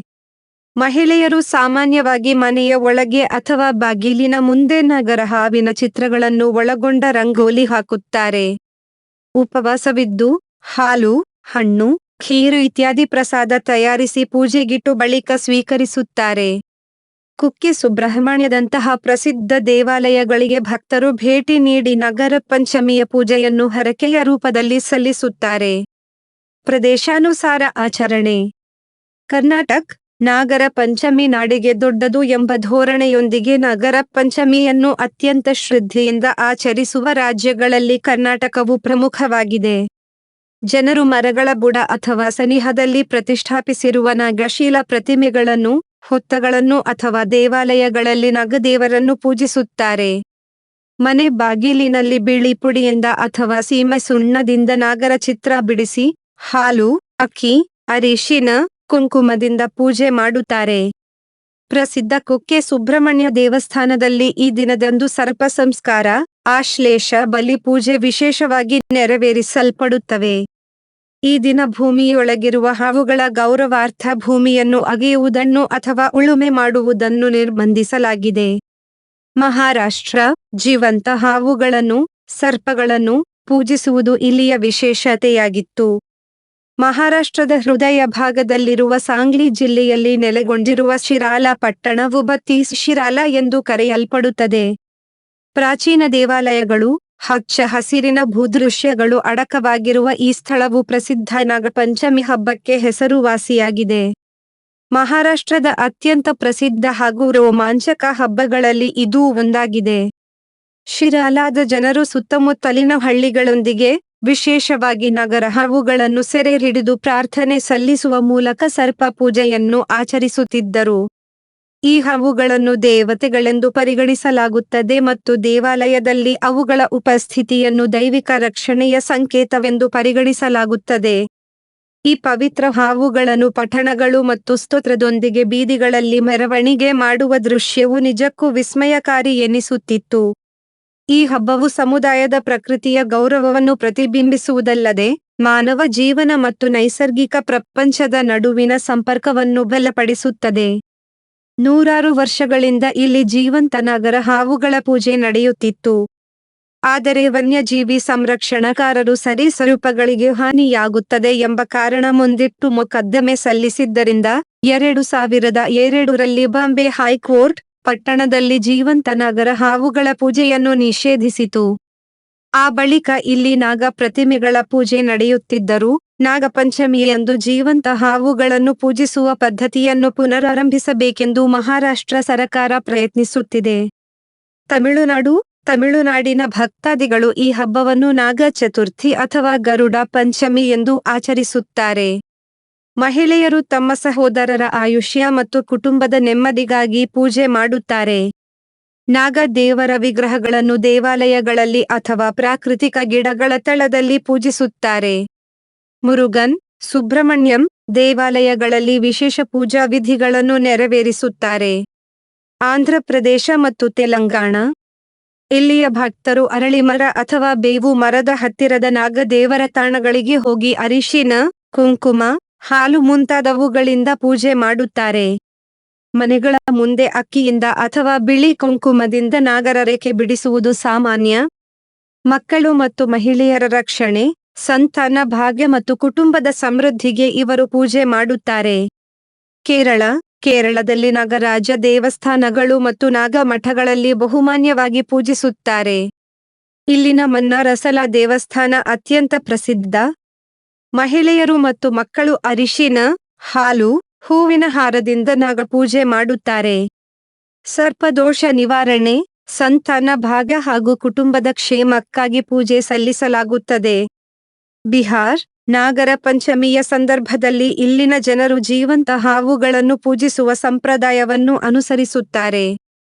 ವಿಷಕಾರಿ ಹಾವುಗಳನ್ನು ಕತ್ತಿಗೆ ಸುತ್ತಿಕೊಂಡು ಸಂಭ್ರಮಿಸುವ ಮತ್ತು ಪೂಜಿಸುವ ವಿಚಿತ್ರ ಸಂಪ್ರದಾಯವು ಬಿಹಾರದ ಬೇಗುಸರಾಯ್ ಜಿಲ್ಲೆಯ ನವ್ಟ್ರೋಲ್ ಗ್ರಾಮದಲ್ಲಿದೆ. ನೂರಾರು ವಿಷದ ಹಾವುಗಳನ್ನು ಬಾಲನ್ ನದಿಯಿಂದ ಹೊರತೆಗೆದು ಹೆಗಲ ಮೇಲೆ ನೇತು ಹಾಕಿಕೊಂಡು ಭಗವತಿ ದೇವಸ್ಥಾನಕ್ಕೆ ಡೌಲು ವಾದ್ಯದ ಬಡಿತಕ್ಕೆ ನೃತ್ಯ ಮಾಡುತ್ತಾ ಮೆರವಣಿಗೆ ನಡೆಸಲಾಗುತ್ತದೆ. 300 ವರ್ಷಗಳಷ್ಟು ಹಳೆಯದಾದ ಈ ಸಂಪ್ರದಾಯವು ಪ್ರಕೃತಿ ಮತ್ತು ಹಾವುಗಳಿಗೆ ಗೌರವ ಸಲ್ಲಿಕೆಯನ್ನು ಸೂಚಿಸುತ್ತದೆ ಎಂದು ಗ್ರಾಮಸ್ಥರು ಹೇಳುತ್ತಾರೆ. 11 ಪ್ರವಾಸ ಹಸಿರು ಹೆಡೆ ಮುರಿದು ಬಿದ್ದ ಜೀವ ವೈವಿಧ್ಯಗಳ ಬೆರಗಿನ ಬೆಟ್ಟ ಬನ್ನೇರುಘಟ್ಟ. ರಾಜಧಾನಿಯ ಆಚೆಗಿರುವ ನಮಗೆ ಬೆಂಗಳೂರು ಅಂದ್ರೆ ವಿಧಾನಸೌಧ, ಹೈಕೋರ್ಟು, ರಾಜಕಾರಣ, ಸ್ಟ್ರೈಕು, ಟ್ರಾಫಿಕ್ಕು, ಗೋಜು ಗದ್ದಲ, ಐಟಿ-ಬಿಟಿ, ಕಾಂಕ್ರೀಟ ಕಾಡು ಅಷ್ಟೇ. ಆದರೆ ಉದ್ಯಾನವನಗಳ ರಾಜಧಾನಿಗೆ ಸರಿದೊರೆಯಾಗಿ ಹಸಿರು ಹೊದ್ದ ಬೆಟ್ಟ, ಕಾಡು, ಜಲತೊರೆಗಳ, ಸರೋವರಗಳ, ಆಕಾಶ ಚುಂಬಿಸುವ ಗಿಡ ಮರಗಳ, ಬಿದಿರು ಮೆಳೆಗಳ, ಗಿಳಿಗೊರವಂಕಗಳ, ಹುಲಿ ಸಿಂಹಗಳ, ಕರಡಿ ಕೋತಿಗಳ, ಮೀನು ಮೊಸಳೆಗಳ, ಚಿಟ್ಟೆ ಚಿತ್ತಾರಗಳ ಸೊಬಗಿನ ಹಸಿರ ಸಿರಿ ಸಮೃದ್ಧಿಯಿಂದ ಹೆಡೆ ಮುರಿದು ಬಿದ್ದ ಅಪೂರ್ವ ಲೋಕವೊಂದು ಇದೆ ಎಂಬುದೇ ವಿಸ್ಮಯ. ಅದೇ ಬೆಂಗಳೂರೆಂಬ ಕಾಂಕ್ರೀಟ್ ಕಾಡಿನ ಬದಿಯಲ್ಲಿರುವ ಜೀವ ವೈವಿಧ್ಯಗಳ ಬೆರಗಿನ ಬೆಟ್ಟ ಬನ್ನೇರುಘಟ್ಟ. ಬೆಂಗಳೂರು ನಗರದಿಂದ ಕೆಲವೇ ಕಿಲೋಮೀಟರ್ ದೂರದಲ್ಲಿರುವ ಬನ್ನೇರುಘಟ್ಟ ರಾಷ್ಟ್ರೀಯ ಉದ್ಯಾನವನ ಪ್ರಕೃತಿ, ವನ್ಯಜೀವಿ ಮತ್ತು ಪರಿಸರ ಸಂರಕ್ಷಣೆಯ ಅದ್ಭುತ ಸಂಗಮವಾಗಿದೆ. ಚಿಟ್ಟೆ ಉದ್ಯಾನವನ. ಬನ್ನೇರುಘಟ್ಟ ರಾಷ್ಟ್ರೀಯ ಉದ್ಯಾನವನದ ಚಿಟ್ಟೆ ಉದ್ಯಾನವನವು ಪ್ರಕೃತಿ ಪ್ರೇಮಿಗಳ, ಅದರಲ್ಲೂ ಮಕ್ಕಳು, ವಿದ್ಯಾರ್ಥಿಗಳು ಹಾಗೂ ಪ್ರವಾಸಿಗರನ್ನು ಸೆಳೆಯುವ ವಿಶಿಷ್ಟ ತಾಣವಾಗಿದೆ. ಭಾರತದ ಮೊದಲ ಚಿಟ್ಟೆ ಉದ್ಯಾನವನ ಎಂಬ ಹೆಗ್ಗಳಿಕೆಗೆ ಪಾತ್ರವಾಗಿರುವ ಈ ಉದ್ಯಾನವನವು ಚಿಟ್ಟೆಗಳ ಜೀವನ ಚಕ್ರ, ಅವುಗಳ ವೈವಿಧ್ಯತೆ ಹಾಗೂ ಪರಿಸರದಲ್ಲಿ ಅವುಗಳ ಪಾತ್ರ ಪರಿಚಯಿಸುವ ಜೀವಂತ ಪ್ರಕೃತಿ ಶಾಲೆಯಾಗಿದೆ. ಉದ್ಯಾನವನದ ಪ್ರವೇಶ ದ್ವಾರವೇ ಬಣ್ಣ ಬಣ್ಣದ ಹೂವುಗಳು ಮತ್ತು ಚಿಟ್ಟೆಗಳ ಕಲಾತ್ಮಕ ವಿನ್ಯಾಸಗಳಿಂದ ಅಲಂಕರಿಸಲ್ಪಟ್ಟಿದ್ದು, ಪ್ರಕೃತಿಯ ಸೌಂದರ್ಯದ ಒಂದು ಸುಂದರ ಮುನ್ನುಡಿಯಂತಿದೆ. ಈ ಸ್ಥಳಕ್ಕೆ ಕಾಲಿಟ್ಟ ಕ್ಷಣದಿಂದಲೇ ಮಕ್ಕಳಿಂದ ಹಿಡಿದು ಹಿರಿಯರ ತನಕ ಎಲ್ಲರಲ್ಲೂ ಕುತೂಹಲ ಮೂಡುತ್ತದೆ. ಚಿಟ್ಟೆ ಯಾರನ್ನೂ ಆಕರ್ಷಿಸುವುದಿಲ್ಲ, ಅದರಲ್ಲೂ ಮಕ್ಕಳಿಗೆ ಪಂಚಪ್ರಾಣ. ಹಾಗಂತ ತಮ್ಮ ಮಕ್ಕಳಿಗೆ ದಂಡಿ ದಂಡಿಯಾಗಿ, ಜೊತೆ ಜೊತೆಯಾಗಿ ಹಾರಾಡುವ ಚಿಟ್ಟೆಗಳನ್ನು ಹಿಡಿಯಲು ಬಿಟ್ಟಿರಿ ಜೋಕೆ? ಇದಕ್ಕೆ ಇಲ್ಲಿ ನಿಷೇಧವಿದೆ. ದೊಡ್ಡವರಾದ ಮೇಲೆ ತಾವೇ ಚಿಟ್ಟೆ ಅರಸಿ ಹೋಗುತ್ತಾರೆ ಬಿಡಿ. ಚಿಟ್ಟೆ ಅದೊಂದು ಸುಂದರ ಕೀಟವಷ್ಟೇ ಅಲ್ಲ, ಅದು ಪ್ರಕೃತಿಯ ಸಮತೋಲನ ಕಾಪಾಡುವ ಪ್ರಮುಖ ಜೀವಿಗಳಲ್ಲೊಂದು. ಇಲ್ಲಿನ ಉದ್ಯಾನವನದಲ್ಲಿ ವಿವಿಧ ಜಾತಿಯ ಚಿಟ್ಟೆಗಳು ಮುಕ್ತವಾಗಿ ಹಾರಾಡುತ್ತಾ, ಹೂವಿನ ಮಕರಂದವನ್ನು ಸೇವಿಸುತ್ತಾ ಕಾಣಸಿಗುತ್ತವೆ. ಅವುಗಳ ಬಣ್ಣ, ಆಕಾರ ಮತ್ತು ಚಲನವಲನಗಳು ನಮ್ಮ ಮನಸ್ಸನ್ನು ಮಂತ್ರಮುಗ್ಧಗೊಳಿಸುತ್ತವೆ. ಇಲ್ಲಿ ಚಿಟ್ಟೆಗಳ ಹೆಸರು, ಜೀವನ ಕ್ರಮ, ಪ್ರಾದೇಶಿಕ ವಿವರಗಳನ್ನು ಒಳಗೊಂಡ ಫಲಕಗಳನ್ನು ಪ್ರದರ್ಶಿಸಲಾಗಿದೆ. ಈ ಉದ್ಯಾನವನವು ಕೇವಲ ಪ್ರವಾಸಿ ತಾಣವಾಗಿಯೇ ಉಳಿದಿಲ್ಲ.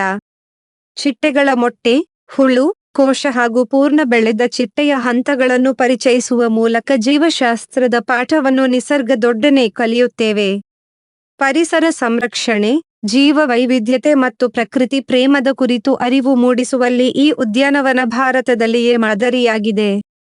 ಬನ್ನೇರುಘಟ್ಟ ರಾಷ್ಟ್ರೀಯ ಉದ್ಯಾನವನದ ಚಿಟ್ಟೆ ಉದ್ಯಾನವನವು ಪ್ರಕೃತಿಯ ಸೌಂದರ್ಯ, ವೈಜ್ಞಾನಿಕ ಅರಿವು ಮತ್ತು ಪರಿಸರ ಸಂರಕ್ಷಣೆಯ ಸಂದೇಶವನ್ನು ಸಾರುವ ಬಯಲು ವಿಶ್ವವಿದ್ಯಾಲಯವಾಗಿದೆ. ಬನ್ನೇರುಘಟ್ಟ ಸಫಾರಿ. ಕಾಡಿನ ಮಡಿಲಲ್ಲಿ ರೋಮಾಂಚಕಾರಿ ಪಯಣ. ವನ್ಯ ಮೃಗಗಳ ವೀಕ್ಷಣೆಗಾಗಿ ಸುರಕ್ಷಿತ ಸಫಾರಿ ವಾಹನಗಳು ಇಲ್ಲಿವೆ. ನಮ್ಮ ಸಫಾರಿ ಪ್ರವಾಸದಲ್ಲಿ ಕಂಡ ದೃಶ್ಯಗಳು ಕಾಡಿನ ಸೊಬಗು ಮತ್ತು ಜೀವ ವೈವಿಧ್ಯದ ಮಹತ್ವವನ್ನು ಮನದಟ್ಟುಗೊಳಿಸಿದವು. ಕಾಡಿನೊಳಗೆ ಪ್ರವೇಶಿಸುತ್ತಿದ್ದಂತೆಯೇ ಹಚ್ಚ ಹಸಿರಿನ ಮರಗಳು, ದಟ್ಟವಾದ ಬಿದಿರಿನ ಕಾಡುಗಳು ಮತ್ತು ನೈಸರ್ಗಿಕ ಸೌಂದರ್ಯ ಮನ ಸೆಳೆಯುತ್ತವೆ. ಬಿದಿರಿನ ಗುಂಪುಗಳು ಕಾಡಿನ ಜೀವಂತಿಕೆಯನ್ನು ಪ್ರತಿಬಿಂಬಿಸುವಂತಿದ್ದವು. ಮಳೆಗಾಲದ ಹಸಿರು ಹೊದಿಕೆಯಲ್ಲಿ ಕಾಡು ಇನ್ನಷ್ಟು ಆಕರ್ಷಕವಾಗಿ ಕಾಣುತ್ತಿತ್ತು. ಮೊದಲಿಗೆ ಕಣ್ಣಿಗೆ ಬಿದ್ದದ್ದು ಸೋಮಾರಿ ಕರಡಿ. ಕಪ್ಪು ಮೈಬಣ್ಣ, ಉದ್ದವಾದ ಕೂದಲು ಮತ್ತು ವಿಶಿಷ್ಟ ಮುಖದ ಆ ಕರಡಿ ನೆಮ್ಮದಿಯಿಂದ ಕುಳಿತಿದ್ದ ದೃಶ್ಯ ನಮ್ಮ ಗಮನ ಸೆಳೆಯಿತು.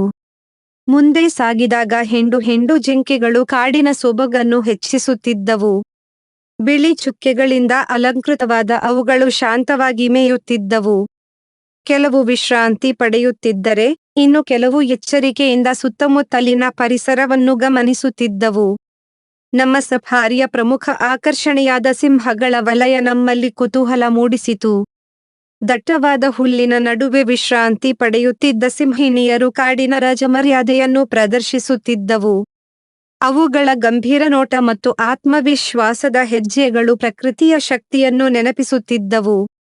ಮುಂದೆ ಸಾಗಿದಾಗ ಜಲಾಶಯದ ಮಧ್ಯೆ ಬಂಡೆಯ ಮೇಲೆ ವಿಶ್ರಾಂತಿ ಪಡೆಯುತ್ತಿದ್ದ ಮೊಸಳೆ ಕಂಡಾಗಲಂತೂ ನಮ್ಮ ಸಫಾರಿ ವಾಹನದಲ್ಲಿದ್ದ ಸಹ ಪ್ರಯಾಣಿಕರು ಒಟ್ಟಿಗೆ ಕೂಗು ಹಾಕಿ ಮೊಸಳೆ ಮೊಸಳೆ ಎಂದರು. ಅದರ ಚಿತ್ರ ಸೆರೆ ಹಿಡಿದು ಸಂಭ್ರಮಿಸಿದರು. ಸರೋವರದ ದಡದಲ್ಲಿ ನಿಶ್ಚಿಂತೆಯಿಂದ ಮಲಗಿರುವ ಮೊಸಳೆಗಳು ಪ್ರಕೃತಿಯ ವೈವಿಧ್ಯತೆಯ ಮತ್ತೊಂದು ಮುಖವನ್ನು ಪರಿಚಯಿಸುತ್ತವೆ. ಸಫಾರಿ ವಾಹನದ ಪಕ್ಕದಲ್ಲೇ ಕಂಡ ಆನೆಗಳು, ಆನೆ ಮರಿಗಳು ಮಕ್ಕಳಿಂದ ಹಿಡಿದು ಹಿರಿಯರ ತನಕ ಎಲ್ಲರಲ್ಲೂ ಸಂತಸ ಮೂಡಿಸಿದೆವು. ಆನೆಗಳ ಸಂರಕ್ಷಣೆ ಮತ್ತು ಅವುಗಳ ನೈಸರ್ಗಿಕ ವಾಸಸ್ಥಾನದ ರಕ್ಷಣೆ ಎಷ್ಟು ಅಗತ್ಯ ಎಂಬುದನ್ನು ಈ ಪಯಣ ನೆನಪಿಸಿತು. ಪ್ರಾಣಿಗಳನ್ನು ಕೇವಲ ಪಂಜರದಲ್ಲಿ ನೋಡುವುದಕ್ಕಿಂತ ಅವುಗಳ ಸಹಜ ಪರಿಸರದಲ್ಲಿ ಕಾಣುವುದು ಒಂದು ಅಪೂರ್ವ ಅನುಭವ. ಬನ್ನೇರುಘಟ್ಟ ಪ್ರಾಣಿ ಸಂಗ್ರಹಾಲಯ. ಪ್ರಾಣಿ ಸಂಗ್ರಹಾಲಯವು ಬನ್ನೇರುಘಟ್ಟದ ಮತ್ತೊಂದು ಆಕರ್ಷಣೆಯಾಗಿದೆ.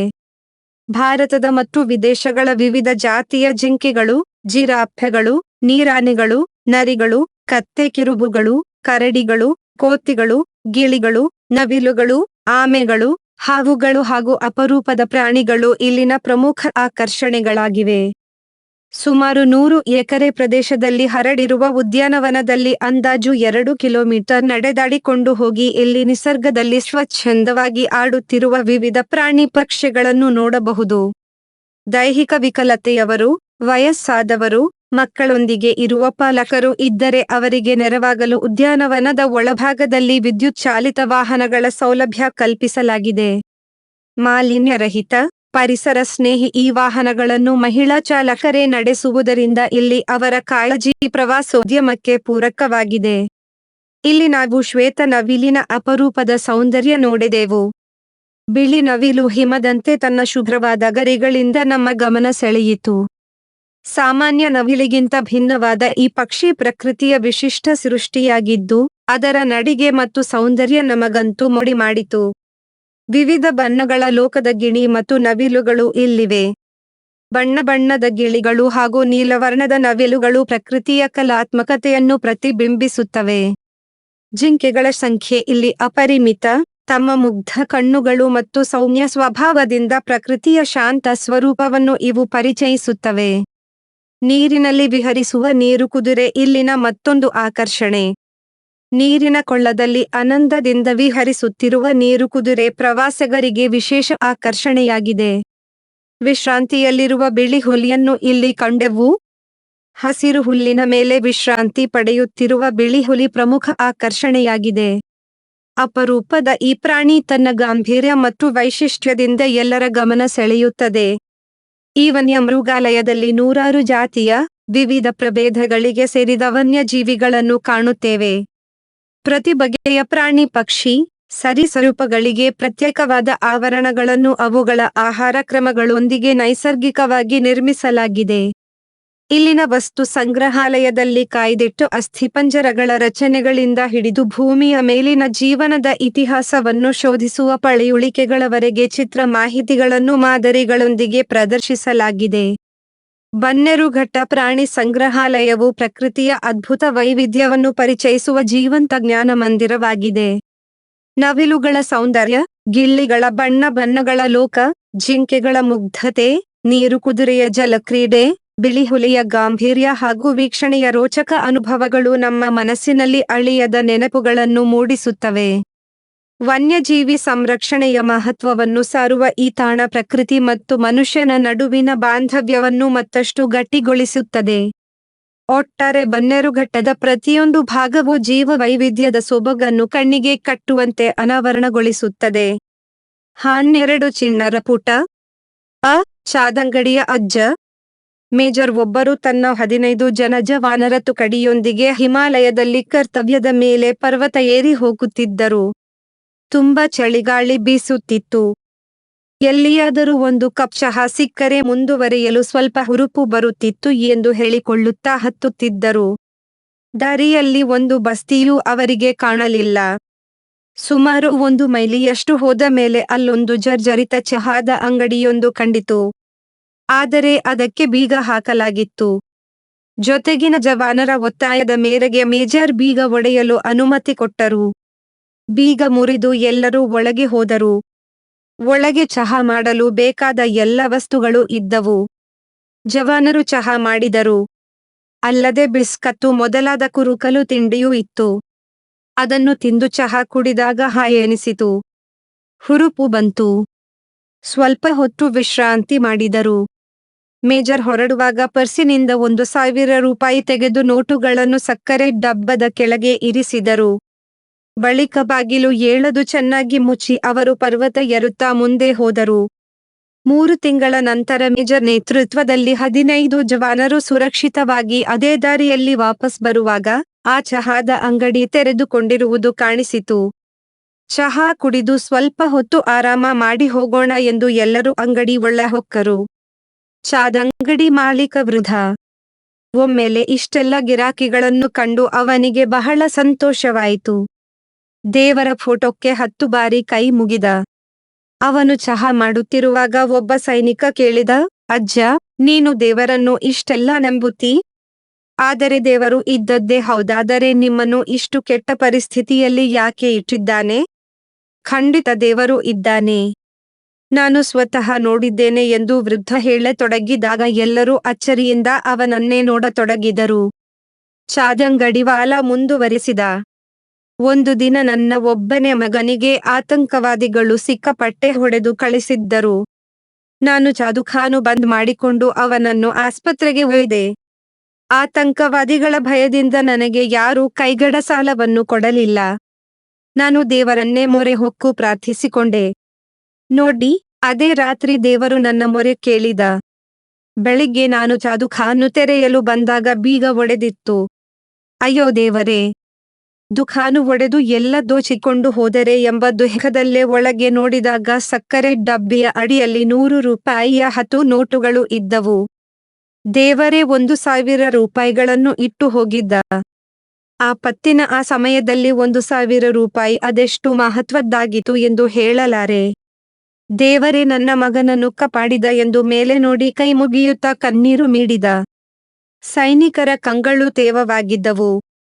ಯಾರು ನಡೆದ ಸಂಗತಿಯನ್ನು ಹೇಳಬೇಡಿ ಎಂದು ಮೇಜ ಸನ್ನೆ ಮಾಡಿದರು.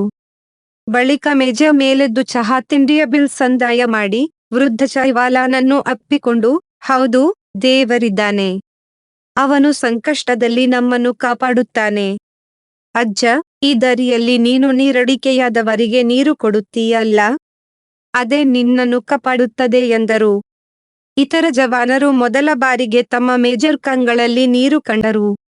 ಆ ಛತ್ರಪತಿ ಶಿವಾಜಿ. ಶಿವನೇರಿ ದುರ್ಗದ ಹುಲಿ ಕೆಚ್ಚೆದೆಯ ವೀರ ಕಲಿಜಗ ಮೆಚ್ಚಿದ ಗಂಡುಗಲಿ ಶಿವಾಜಿ ಸ್ವಧರ್ಮ ಎತ್ತಿ ಹಿಡಿದ.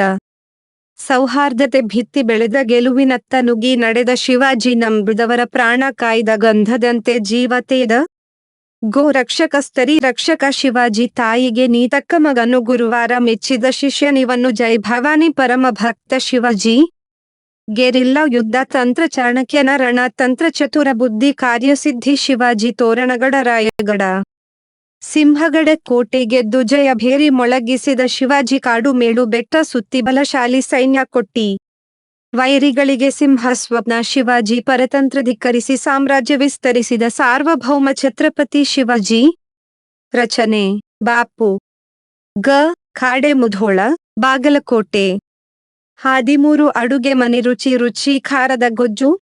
ಮಳೆಗಾಲದಲ್ಲಿ ಚಳಿಗಾಲದಲ್ಲಿ ಬಿಸಿ ಬಿಸಿ ತಿನ್ನಬೇಕು, ಕುಡಿಯಬೇಕು ಎಂದು ನಾಲಿಗೆ ಮನ ಹಂಬಲಿಸುತ್ತದೆ. ಊಟಕ್ಕಂತೂ ಖಾರ ಖಾರವಾದ ವ್ಯಂಜನ ಇದ್ದರೆ ಒಂದು ತುತ್ತು ಹೆಚ್ಚೆ ಊಟ ಸೇರುತ್ತದೆ. ಖಾರದ ಗೊಜ್ಜುಗಳು ರುಚಿವರ್ಧನೆಗೆ ಸಹಕಾರಿ. ಹುಣಸೆ, ಮೂಲಂಗಿ ಗೊಜ್ಜು, ಮೆಂತ್ಯ ಗೊಜ್ಜು ರುಚಿಕರ. ಒಂದು ಜಜ್ಜು ಮೂಲಂಗಿ ಗೊಜ್ಜು. ಏನೇನು ಬೇಕು? ಮೂಲಂಗಿ 3, ಮೊಸರು 4 ಚಮಚ, ಹಸಿಮೆಣಸಿನಕಾಯಿ 3, ಜೀರಿಗೆ ಅರ್ಧ ಚಮಚ, ಕೊತ್ತಂಬರಿ ಸೊಪ್ಪು ಸ್ವಲ್ಪ, ಹೆಚ್ಚಿದ ಈರುಳ್ಳಿ ಸ್ವಲ್ಪ, ಎಣ್ಣೆ 2 ಚಮಚ, ಉಪ್ಪು ರುಚಿಗೆ ತಕ್ಕಷ್ಟು, ಸಾಸಿವೆ, ಇಂಗು ಮತ್ತು ಕರಿಬೇವು ಒಗ್ಗರಣೆಗೆ. ಮಾಡೋದು ಹೇಗೆ? ಮೂಲಂಗಿಯನ್ನು ಹೆಚ್ಚಿ. ಕಲ್ಲಿನ ಕುಟಾಣಿ ಇದ್ದರೆ ಅದರಲ್ಲಿ ಮೂಲಂಗಿ ಹೋಳುಗಳನ್ನು ಜಜ್ಜಿ ಇಟ್ಟುಕೊಳ್ಳಿ. ಮಿಕ್ಸರ್ ಜಾರ್ಗೆ 1 ಚಮಚ ಜೀರಿಗೆ, ಖಾರಕ್ಕೆ ತಕ್ಕಷ್ಟು ಹಸಿಮೆಣಸಿನಕಾಯಿ, ಕೊತ್ತಂಬರಿ ಸೊಪ್ಪು ಹೋಗಿ ನೀರು ಹಾಕದೆ ತರಿ ತರಿಯಾಗಿ ರುಬ್ಬಿಕೊಳ್ಳಿ. ರುಬ್ಬಿದ ಮಸಾಲೆಯನ್ನು ಮೂಲಂಗಿ ಹೋಳುಗಳಿಗೆ ಸೇರಿಸಿ ರುಚಿಗೆ ತಕ್ಕಷ್ಟು ಉಪ್ಪು ಹಾಕಿ ಕಲಸಿ 10 ನಿಮಿಷ ನೆನೆಯಲು ಬಿಡಿ. ಬಾಣಲೆಗೆ ಎಣ್ಣೆ ಹಾಕಿ ಸಾಸಿವೆ, ಹೆಚ್ಚಿದ ಈರುಳ್ಳಿ, ಕರಿಬೇವು ಹಾಕಿ ಬಾಡಿಸಿ, ಮಸಾಲೆ ಕಲಸಿದ ಮೂಲಂಗಿ ಮಿಶ್ರಣ ಹಾಕಿ ಸ್ವಲ್ಪ ನೀರು ಹಾಕಿ ಕುದಿಸಿಕೊಳ್ಳಿ. ನಂತರ ಒಲೆ ಆರಿಸಿ. ಈ ಮಿಶ್ರಣ ಪೂರ್ತಿ ತಣ್ಣಗಾದ ಮೇಲೆ ಇದಕ್ಕೆ ಮೊಸರನ್ನು ಸೇರಿಸಿ ಕಲಸಿ. ಜಜ್ಜು ಮೂಲಂಗಿ ಗೊಜ್ಜು ತಯಾರು. ಇದು ಅನ್ನ, ರೊಟ್ಟಿ, ಚಪಾತಿ ಜೊತೆ ತಿನ್ನಲು ತುಂಬಾ ರುಚಿಯಾಗಿರುತ್ತದೆ. 2 ಹುಣಸೆಕಾಯಿ ಮಂದಣ ಗೊಜ್ಜು. ಹುಣಸೆ ಹಣ್ಣು ಆರೋಗ್ಯಕ್ಕೆ ಒಳ್ಳೆಯದು. ಇದು ಉತ್ಕರ್ಷಣ ನಿರೋಧಕ ಆಂಟಿಆಕ್ಸಿಡೆಂಟ್ ಗುಣಗಳನ್ನು ಹೊಂದಿದೆ. ಜೀರ್ಣಕ್ರಿಯೆ ಸುಧಾರಿಸುತ್ತದೆ, ತೂಕ ಇಳಿಸಲು ನೆರವಾಗುತ್ತದೆ ಮತ್ತು ಮೊಣಕಾಲು ನೋವು, ಉರಿಯೂತದ ಸಮಸ್ಯೆಗಳನ್ನು ಕಡಿಮೆ ಮಾಡಲು ಸಹಾಯ ಮಾಡುತ್ತದೆ. ಏನೇನು ಬೇಕು? ಬಲಿತ ಹುಣಸೆಕಾಯಿ 4, ಗಾಂಧಾರಿ ಮೆಣಸು, ಸೂಜಿ ಮೆಣಸು, ಸ್ವಲ್ಪ ಬೆಲ್ಲ ಪುಡಿ 2 ಚಮಚ, ರುಚಿಗೆ ತಕ್ಕಷ್ಟು ಉಪ್ಪು, ಒಗ್ಗರಣೆಗೆ ಎಣ್ಣೆ, ಸಾಸಿವೆ, ಉದ್ದಿನ ಬೇಳೆ, ಮೆಂತ್ಯ, ಕರಿಬೇವು. ಮಾಡೋದು ಹೇಗೆ? ಹುಣಸೆಕಾಯಿಯ ನಾರನ್ನು ತೆಗೆದು ಸ್ವಲ್ಪ ನೀರು ಹಾಕಿ ಬೇಯಿಸಿಕೊಳ್ಳಿ.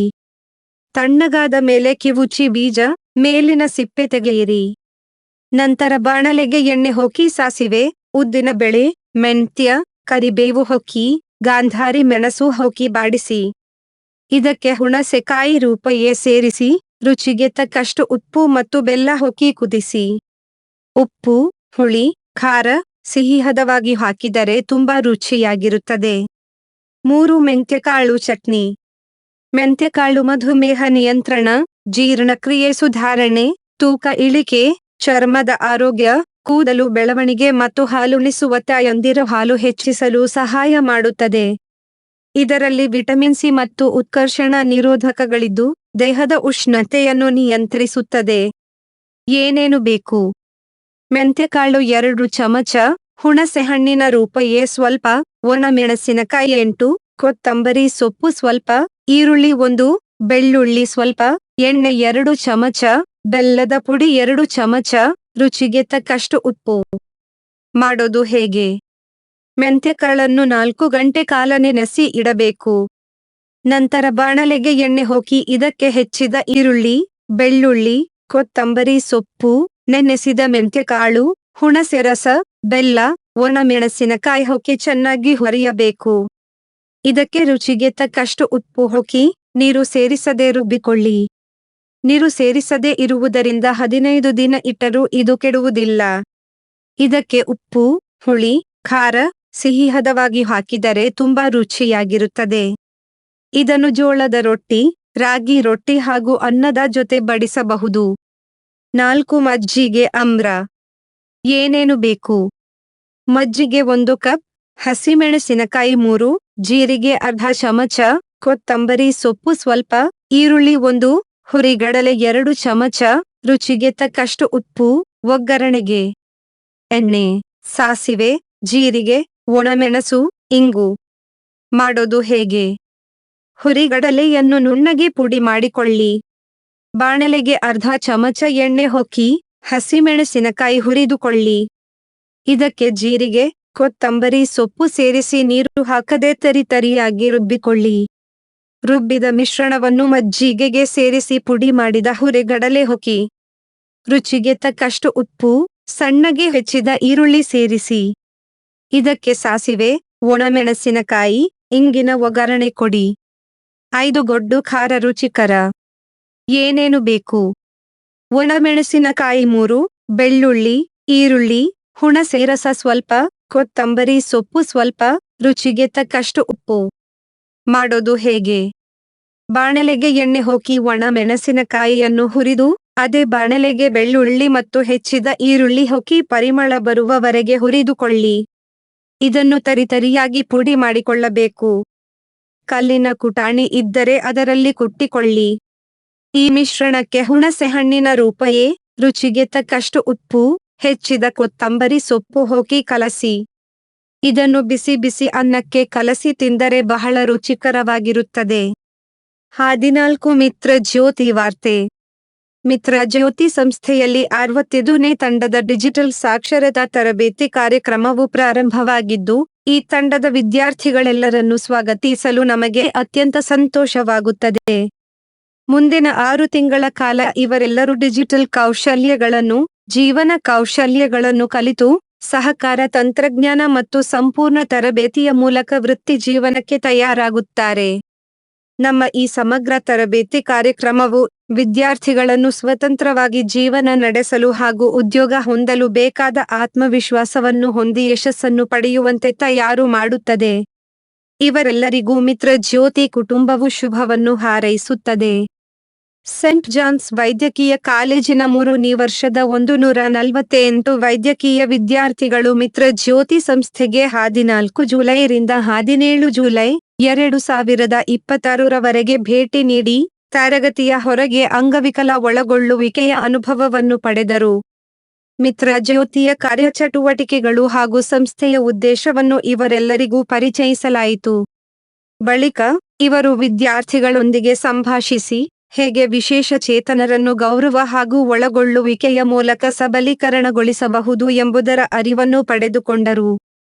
ಭವಿಷ್ಯದ ವೈದ್ಯರುಗಳಾದ ಇವರು ಸಹಾನುಭೂತಿಯನ್ನು ಹೊಂದಿದ್ದರೆ, ಅವರು ಸುಗಮ್ಯ ಹಾಗೂ ಎಲ್ಲರನ್ನೂ ಒಳಗೊಂಡ ಆರೋಗ್ಯ ರಕ್ಷಣಾ ವ್ಯವಸ್ಥೆಯನ್ನು ಸೃಷ್ಟಿಸಬಹುದು.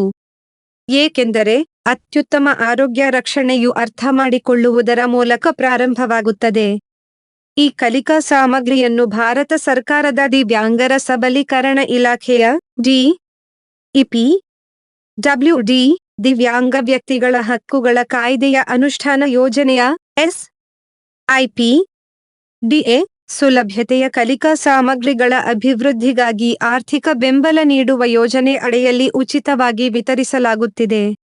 ಇದರ ನೋಡಲ್ ಏಜೆನ್ಸಿ ಡೆಹ್ರಾಡೂನಿನ national institute for the empowerment of the persons with visual disabilities NIEPVD